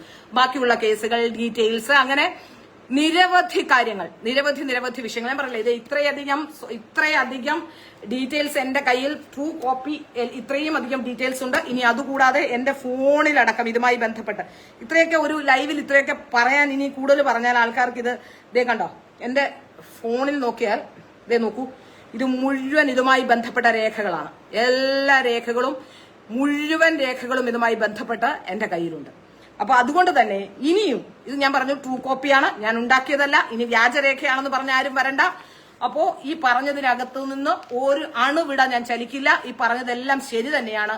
ഇതുമായി ബന്ധപ്പെട്ട് ഇനിയും ദയവ് ചെയ്ത് ഇത്തരത്തിലുള്ള തട്ടിപ്പുകാർ, അതായത് 2014 ശേഷം ഞാൻ മനസ്സിലാക്കിയ ഒരു സാധനം കൂടി പറഞ്ഞുതരാം. 2014 ശേഷം ഏറ്റവും കൂടുതൽ ആൾക്കാർ വരുന്നത് സംഘപരിവാറിലേക്കാണ്. കാരണം ഭരണമുണ്ട്, അടുത്ത കുറെ കാലത്തേക്ക് ഭരണം ഉണ്ടാവുകയും ചെയ്യുമെന്ന് ബോധ്യമായവരെല്ലാം ഞാൻ സംഘപരിവാർ അനുകൂലിയാണ് എന്ന് പറഞ്ഞുകൊണ്ട് തുള്ളിച്ചാടിയും പൊങ്ങിച്ചാടിയും ബഹളം വെച്ചും കാര്യാലയത്തിലേക്ക് ഓടിക്കേറിയും മറ്റുള്ളവരെ സ്വാധീനിച്ചും എന്തെങ്കിലും സ്ഥാനമാനങ്ങൾ നേടിയെടുക്കാനും ഒക്കെ ശ്രമിച്ചുകൊണ്ട് നിരവധി പേർ സംഘപരിവാർ പാളയത്തിലേക്ക് വരുന്നുണ്ട്. യഥാർത്ഥത്തിൽ അവർ വരുന്നതിന്റെ ഉദ്ദേശം എന്താണെന്നോ അല്ലെങ്കിൽ എന്താണ് അവരുടെ ഉദ്ദേശമെന്ന് മനസ്സിലാക്കാതെ പലപ്പോഴും നമ്മുടെ ആളുകൾ പ്രവർത്തിക്കുന്നുണ്ട്. അതൊരു വലിയ പ്രശ്നം തന്നെയാണ്. ഈ ജസ്നയുടെ ക്ഷമിക്കണം, പേര് പറഞ്ഞ ക്ഷമിക്കണം, ഈ വിഷയത്തിലും അത് തന്നെയാണ് സംഭവിച്ചിട്ടുള്ളത്. അത്തരത്തിലുള്ള വിഷയങ്ങളിൽ നിന്ന് ദയവ് ചെയ്ത് നമ്മൾ ഒരാളെ നമ്മുടെ അടുത്തേക്ക് എത്തിയാൽ, ഇപ്പൊ സുരേഷ് ഗോപിയുടെ വിഷയം പറഞ്ഞു, സുരേഷ് ഗോപിയുമായി ബന്ധപ്പെട്ട് കല്യാണത്തിന് വന്ന സമയത്ത് ആണ് ഈ പ്രശ്നം ഉണ്ടായത്. അതുകൊണ്ട് തന്നെ ഈ കല്യാണത്തിന് വന്ന സമയത്ത് ഒന്നും ഓർക്കാതെ ആയിരിക്കാം ഒരു പക്ഷേ ഇങ്ങനെ ഒരാൾ, ഒരു പാവം പിടിച്ച പെൺകുട്ടി വന്ന് കണ്ടോട്ടെ എന്ന് വിചാരിച്ചിട്ടാവും അദ്ദേഹം അത് ചെയ്തിട്ടുണ്ടാവുക. പക്ഷെ അത് ഒരു പ്രാഥമികമായ അന്വേഷണം അവരുടെ നാട്ടിലെങ്കിലും നടത്തണം. നമുക്കൊക്കെ നമ്മളെക്കുറിച്ചൊക്കെ ഏകദേശ രൂപം നമ്മുടെ നാടുകളിലൊക്കെ അന്വേഷിച്ചാൽ നമ്മൾ ആരാണെന്നുള്ളതിന്റെ ഏകദേശ രൂപം നമ്മുടെ നാട്ടിലൊക്കെ എല്ലാവർക്കും അറിയായിരിക്കും. അപ്പോ അത്തരം വിഷയങ്ങളിലൊക്കെ ഒന്ന് അന്വേഷണം നടത്തി നിങ്ങളുടെ ഇടയ്ക്കത്തേക്ക് വരുന്ന ആരെയും, അതിപ്പോ ഞാൻ പറഞ്ഞല്ലോ, ഇപ്പോ ഇനി ഞാനിത് ഇസ്ലാമിന് എതിർത്തുകൊണ്ട് പറയുകയാണെന്ന് ആരും വിചാരിക്കരുത്. ഇതുവരെ അവർ പെടുത്തിയിട്ടുള്ള 90% ആൾക്കാരും ഇസ്ലാം വിഭാഗത്തിൽപ്പെടുന്നവരാണ്. ഇനി അവർ ഇപ്പോൾ ഇങ്ങോട്ട് വന്നിരിക്കുന്നത് അവിടെ ഇനി കൂടുതൽ കാര്യങ്ങൾ നടക്കില്ല എന്ന് ബോധ്യം വന്നതുകൊണ്ട്, അല്ലെങ്കിൽ അവിടെ നിൽക്കുന്ന ആൾ, പ്രത്യേകിച്ച് ഈ ഷനീദ് എന്ന് പറയുന്ന ആളാണെന്ന് തോന്നുന്നു, എനിക്ക് തോന്നുന്നു അദ്ദേഹം ഭയങ്കര വലിയ രീതിയിൽ ഇതിനോട് ഫൈറ്റ് ചെയ്ത ആളാണ്. അപ്പൊ കുറച്ചു പേർക്കെങ്കിലും ആ കഥകളൊക്കെ അറിയാമായിരിക്കും. അതുകൊണ്ട് തന്നെയാണ് പുതിയൊരു തട്ടകം തേടി വന്നത് എന്നാണ് മനസ്സിലാക്കാൻ സാധിക്കുന്നത്. അതുകൊണ്ട് തന്നെയാണ് ഇതിൽ ജാതിയോ മതമോ ഒന്നും ആരും കരുതേണ്ട. ഇതിലൊരു ഇസ്ലാമോഫോബിയയും എനിക്കില്ല. എന്നെ അറിയുന്ന എന്റെ സുഹൃത്തുക്കൾക്കൊക്കെ അറിയാം, എനിക്ക് അത്തരത്തിലുള്ള ഒരു ഫോബിയകളുമില്ല. ഞാൻ മനുഷ്യനെ മനുഷ്യനായി കാണുന്ന ആളാണ്, രാഷ്ട്രീയത്തിനപ്പുറം സൗഹൃദങ്ങളുള്ള ഒരാളാണ്. അതുകൊണ്ട് തന്നെ അത്തരത്തിലുള്ള വിഷയങ്ങൾ, പിന്നെ എനിക്കൊരു നിലപാടുണ്ട്, നിലപാടുകളെ ഉറച്ചു നിൽക്കുന്ന ആളുമാണ്. അതുകൊണ്ട് എന്റെ നിലപാട് കൊണ്ട് ഞാൻ ആരെയും ദ്രോഹിക്കാനോ മറ്റേതെങ്കിലും തരത്തിൽ ഉപദ്രവിക്കാനോ മോശം പറയാനോ ആക്രമിക്കാനോ ഒന്നും വരുന്നില്ല.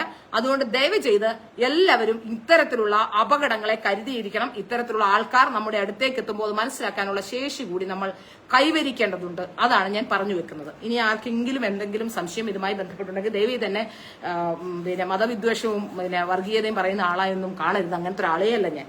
എനിക്ക് അങ്ങനെ ഒരു ഇതുമില്ല. ഞാൻ ഹൈന്ദവ സംസ്കാരത്തിന്റെ എല്ലാ ചിട്ടകളോടും എല്ലാ രീതികളോടും പൊരുത്തപ്പെട്ട ഹൈന്ദവ സംസ്കാരം എല്ലാവരെയും ഉൾക്കൊള്ളുന്ന ആ സംസ്കാരത്തിന്റെ ആളായി തന്നെ നിലനിൽക്കുന്ന ഒരാളാണ്. അതുകൊണ്ട് അത്തരത്തിൽ എനിക്ക് ഒരു തരത്തിലുള്ള വിദ്വേഷവുമില്ല. അത് മനസ്സിലാക്കിക്കൊണ്ട് വേണം എന്റെ ഈ ലൈവ് കൂടി കാണാൻ. ഏതായാലും എനിക്കൊരു ഇന്നത്തെ ഒരു സന്തോഷം എന്ന് പറഞ്ഞാൽ ഒരു ഫ്രോഡിനെ എനിക്ക് തുറന്നു കാണിക്കാൻ കഴിഞ്ഞു എന്നുള്ളത് വലിയ സന്തോഷമുണ്ട്. മറ്റൊന്നുമല്ല, അവര് പടം വരയ്ക്കുന്നതോ പണം ഉണ്ടാക്കുന്നതോ മറ്റൊന്നുമല്ല. ഇത്തരത്തിലുള്ള ഫ്രോഡ് പ്രവൃത്തികൾ പലരുടെയും കുടുംബം മുടിച്ചിട്ടല്ല നമുക്കൊരു കുടുംബം ഉണ്ടാക്കുകയോ നമ്മൾ സമ്പാദിക്കുകയോ ഒക്കെ ചെയ്യേണ്ടത്.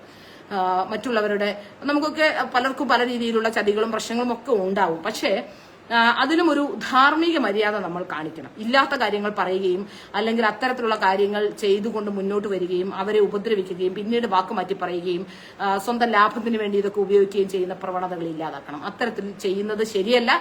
അതുകൊണ്ടാണ് ഇത്രയും വിഷയങ്ങൾ ഇപ്പോൾ പറയേണ്ടി വന്നത്. പറഞ്ഞ കാര്യങ്ങളെല്ലാം ശരിയാണ്. അതുമായി ബന്ധപ്പെട്ട എല്ലാ തെളിവുകളും എന്റെ കയ്യിലുണ്ട്. അതുകൊണ്ട് ഏതായാലും ഇന്ന് എന്റെ ലൈവ് ഞാനിവിടെ അവസാനിപ്പിക്കുകയാണ്. നിങ്ങൾക്ക് ആർക്കെങ്കിലും എന്തെങ്കിലും ചോദിക്കാനോ പറയാനൊക്കെ ഉണ്ടെങ്കിൽ ചോദിക്കാൻ പറയാം. ഞാൻ അതിന് മറുപടി പറയാം. എവിടെയെങ്കിലും സംശയമുണ്ടെങ്കിൽ. ഞാൻ പറഞ്ഞില്ലേ, ഈ ആദ്യത്തെ കേസിൽ മിസ്സിംഗ് കേസ് കൊടുത്തിട്ടില്ല, അവിടെ ഒരു സംശയമുണ്ട്. രണ്ടാമത്തെ കേസിൽ ഈ പറയപ്പെടുന്ന സുഹൃത്തെന്ന് പറയുന്ന ഒരാളുടെ പേര് പറയുന്നുണ്ട്. അങ്ങനെ ഒരാളുണ്ടോ? ആ ആൾ എവിടെയാണ്? അയാൾ സാക്ഷിയാണോ? അയാൾ പ്രതിയാണോ? ഇതൊന്നുമില്ല. വെറുതെ ഒരു കേസ് അങ്ങ് കൊടുത്തിരിക്കുകയാണ്. അപ്പോൾ അതുകൊണ്ട് തന്നെയാണ് കോടതിയിൽ ഈ കേസുകളൊക്കെ വിട്ടുപോകുന്നത്. അല്ല പോലീസിന്റെ അന്വേഷണത്തിൽ പോലീസ് മൊഴിയെടുക്കാത്തത് കൊണ്ടോ അല്ലെങ്കിൽ ഇതിലൊന്നും പിന്നെ കഴമ്പില്ലാത്തത് എന്ന് ബോധ്യം വന്നിട്ട്, പോലീസിന് ബോധ്യം വന്നിട്ടായിരിക്കും ഒരു പക്ഷേ പോലീസ് അതിൽ കേസ് എടുക്കാത്തത്. നിരവധി കേസുകൾ. എന്താ വിഷയമെന്ന് ചോദിക്കുന്നു. അത് ഇച്ചിരി മുമ്പിലൊക്കെ കേട്ടാൽ അറിയാം. ഇനി അത് മൊത്തം കൂടി പറയാൻ പറ്റില്ല. അതുകൊണ്ട് ക്ഷമിക്കുക. ഒന്നുകൂടി എന്നോടൊരാൾ ചോദിക്കുന്നു, ചന്ദ്രശേഖരൻ, കണ്ണ് കാണില്ല ഇത്രയും കേട്ടോ, അതുകൊണ്ടാണ്. ചന്ദ്രശേഖരൻ മഠത്തിൽ. ഈ ലൈവ് മൊത്തം കേട്ടാൽ മനസ്സിലാക്കാൻ കഴിയും. നിരവധി കേസുകൾ നൽകിയിട്ടുണ്ട്. ഇതിൽ 2-3 കേസുകൾ, ദേവൻ പ്രഭു, നിരവധി കേസുകൾ നൽകിയിട്ടുണ്ട്. അതിൽ 2-3 കേസിന്റെ ബലാത്സംഗ കേസിന്റെ ഡീറ്റെയിൽസ് കിട്ടുക അത്ര എളുപ്പമല്ല. കാരണം ഈ കേസുകളൊന്നും പുറത്തങ്ങനെ കിട്ടാനുള്ള സാധ്യതകളില്ല. ഇത് നമുക്ക് കേസ് നമ്പർ ഒക്കെ അറിയുകയാണെങ്കിൽ മാത്രമേ ഇതിന് സംബന്ധിച്ച് എടുക്കാൻ പറ്റൂ. സൈറ്റിലൊന്നും അപ്ഡേറ്റ് ചെയ്യുന്നില്ല. ബാക്കി കേസിന്റെ ഡീറ്റെയിൽസ് ഒക്കെ സാധാരണഗതിയിൽ സൈറ്റുകളിലൊക്കെ അപ്ഡേറ്റഡ് ആയിരിക്കും. ഞാൻ ഇനി വിഷയവുമായി ബന്ധപ്പെട്ട് വക്കീലന്മാരോടൊക്കെ ചോദിച്ചു. അപ്പോൾ അവർ പറഞ്ഞു ഇത് പറയാൻ പറ്റുമോ എന്ന് ചോദിച്ചു. കേസൊക്കെ വെറുതെ വിട്ടതാണ്. പ്രത്യേകിച്ച് ഇവർക്ക് വിശ്വാസ്യതയില്ലാത്ത ആളാണെന്ന് കോടതി പോലും കണ്ടെത്തിയതുകൊണ്ട് ഇത് പറയുന്നത് കൊണ്ട് പ്രശ്നമൊന്നുമില്ല. ഇത് നമുക്ക് കേസുണ്ടാവുന്ന എല്ലാവരും വിചാരിക്കുന്നത് അങ്ങനെയാണ്. നമുക്ക് കേസുണ്ടാവും എന്ന് വിചാരിച്ചാണ് പലപ്പോഴും പലരും ഇതൊക്കെ പറയാതിരിക്കുന്നത്. അതിനുള്ള ഇതൊന്നുമില്ല. കാരണം കോടതി തന്നെ പറഞ്ഞിട്ടുണ്ട്. ഇവരുടെ തട്ടിപ്പ് ആദ്യം പുറത്തു കൊണ്ടുവന്നത് ABC മലയാളം എന്ന് പറയുന്ന ചാനലിലെ ധനുഷ് എന്ന് പറയുന്ന ഒരു പയ്യനായിരുന്നു. പിന്നീട് അവരെന്തോ സംഭവിച്ചു എന്ന് മനസ്സിലാവുന്നില്ല. പിന്നീട് അവരൊന്ന് മാറ്റി പറയുന്ന, അതായത് മോശക്കാരിയാണെന്നോ അല്ലെങ്കിൽ ഇങ്ങനത്തെ കാര്യങ്ങളെ കുറിച്ചല്ല, പിന്നീട് അവർ പടം വരച്ച് ജീവിച്ചോട്ടെ എന്ന്, അതായത് അന്വേഷിച്ച് ജീവിക്കുന്നതിന് തെറ്റില്ല, അന്വേഷിച്ച് ജീവിച്ചോട്ടെ, ആ നിലപാട് എനിക്കുമുണ്ട്. അവർ പടം വരയ്ക്കുകയോ ജീവിക്കുകയോ ഒക്കെ ചെയ്തിട്ട് അവർക്ക് ആകെ ഒരു പടമേ വരയ്ക്കാൻ അറിയുള്ളൂ. ഈ പടം വരയ്ക്കാൻ തന്നെ അവരെ ട്രെയിൻ ചെയ്തത് ആരാണ്? എന്തുകൊണ്ടാണ് കൃഷ്ണന്റെ പടം വരയ്ക്കാൻ മാത്രം അവരെ ട്രെയിൻ ചെയ്തത്? ഇങ്ങനത്തെ വിഷയങ്ങൾ കൂടി നമ്മൾ ഒന്ന് മനസ്സിലാക്കേണ്ടതുണ്ട്. അവിടെയാണ് സംശയങ്ങൾ ജനിപ്പിക്കുന്നത്. മാത്രമല്ല, അതിനുശേഷം അവർ വന്ന വഴികൾ, ആ വഴികൾ നോക്കിയാൽ നമ്മൾ നേരെ ഇവിടേക്ക് എത്തുന്നു, ഗുരുവായൂരിലേക്ക് എത്തുന്നു. ഗുരുവായൂരിൽ നിന്ന് അവർ നേരെ സുരേഷ് ഗോപിയിലേക്ക് എത്തുന്നു.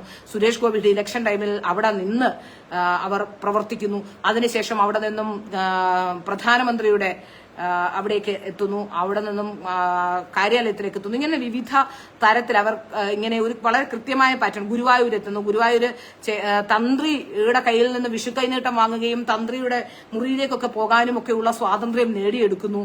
ഇതൊക്കെയാണ് സംശയം ജനിപ്പിക്കേണ്ട കാര്യം. പറഞ്ഞില്ലേ, ഞാനൊന്നും ഇദ്ദേഹത്തെ ഈ TV-യിലൊക്കെ കണ്ടിട്ടുള്ള, നേരിട്ട് കണ്ടിട്ട് പോലും ഇല്ല ഈ ഗുരുവായൂരെ തന്ത്രിയെ ഞാനൊന്നും ഇത്രയും വർഷമായിട്ടും. അതുകൊണ്ടാണ്, അതുകൊണ്ട് എനിക്ക് കുശുമ്പുണ്ടെന്നല്ല കേട്ടോ, അങ്ങനെ ഞാൻ പറയുകയാണ്. ഇത്രയും വർഷം, 40 വർഷമായിട്ട് പോയിട്ട് പോലും കണ്ടിട്ടില്ല. അതുകൊണ്ട് പറഞ്ഞതാണേ, മറ്റൊന്നും കൊണ്ടല്ല. എനിക്ക് കാണാൻ ആവശ്യവുമില്ല. അമ്പലത്തിൽ പോകുന്ന ഞാൻ കൃഷ്ണനെ കാണാനാണ്. അവിടെ നിന്ന് ഗുരുവായൂരപ്പനെ കാണുന്നു, ഗുരുവായൂരപ്പനെ തൊഴുന്നു, ഗുരുവായൂരിൽ നിന്ന് തിരിച്ചു വരുന്നു. അല്ലാതെ അവിടെ ആരെയും പ്രത്യേകിച്ച് എനിക്ക് കാണേണ്ട കാര്യങ്ങളില്ലാത്തതുകൊണ്ട് ഞാൻ അവിടെ ആരെയും അന്വേഷിക്കാറുമില്ല. അത് വേറെ കാര്യം. പ്രത്യേകിച്ച് എന്തെങ്കിലും നേടാനുള്ളവരാണ് ഇങ്ങനെ ഓടിക്കേറി എല്ലായിടത്തും വന്ന് എല്ലാവരുമായിട്ട് ബന്ധം സ്ഥാപിക്കാനും ഒക്കെ ശ്രമിക്കുന്നത്. അതൊന്ന് മനസ്സിലാക്കി ആൾക്കാർ പെരുമാറണം എന്നുള്ളതാണ് എനിക്ക് പറയാനുള്ളത്. ഏതായാലും ഇത്രയും കാര്യം പറയാൻ കഴിഞ്ഞതിൽ, അത്രയും വിവരങ്ങൾ എനിക്ക് എൻ്റെ കയ്യിലുണ്ടായിരുന്നത് കൊണ്ടാണ്. അതിന്റെ തെളിവുകളെല്ലാം ഉണ്ട്. സൗമ്യ,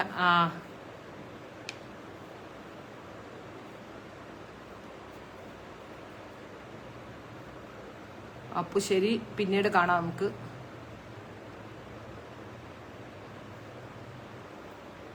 എൻ്റെ ഒരു പഴയ ഫ്രണ്ട് വന്നിട്ടുണ്ട്, അമ്പിളി. ഞാൻ വിളിക്കാമേ നിന്നെ.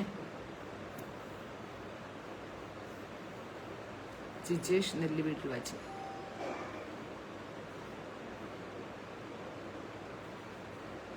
അപ്പോൾ ശരി, പിന്നെ കാണാം. ഇതുമായി ബന്ധപ്പെട്ട് ബാക്കി വിവരങ്ങൾ എൻ്റെ കയ്യിലുണ്ട്. ഞാനിപ്പോൾ 3 കേസിന്റെ കഥ പറഞ്ഞു.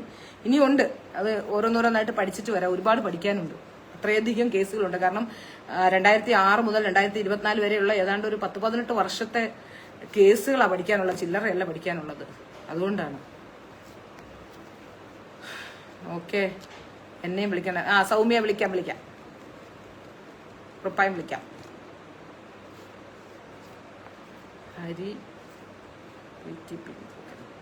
അപ്പൊ ശരി, ഓക്കെ, പിന്നെ കാണാം. നമസ്കാരം.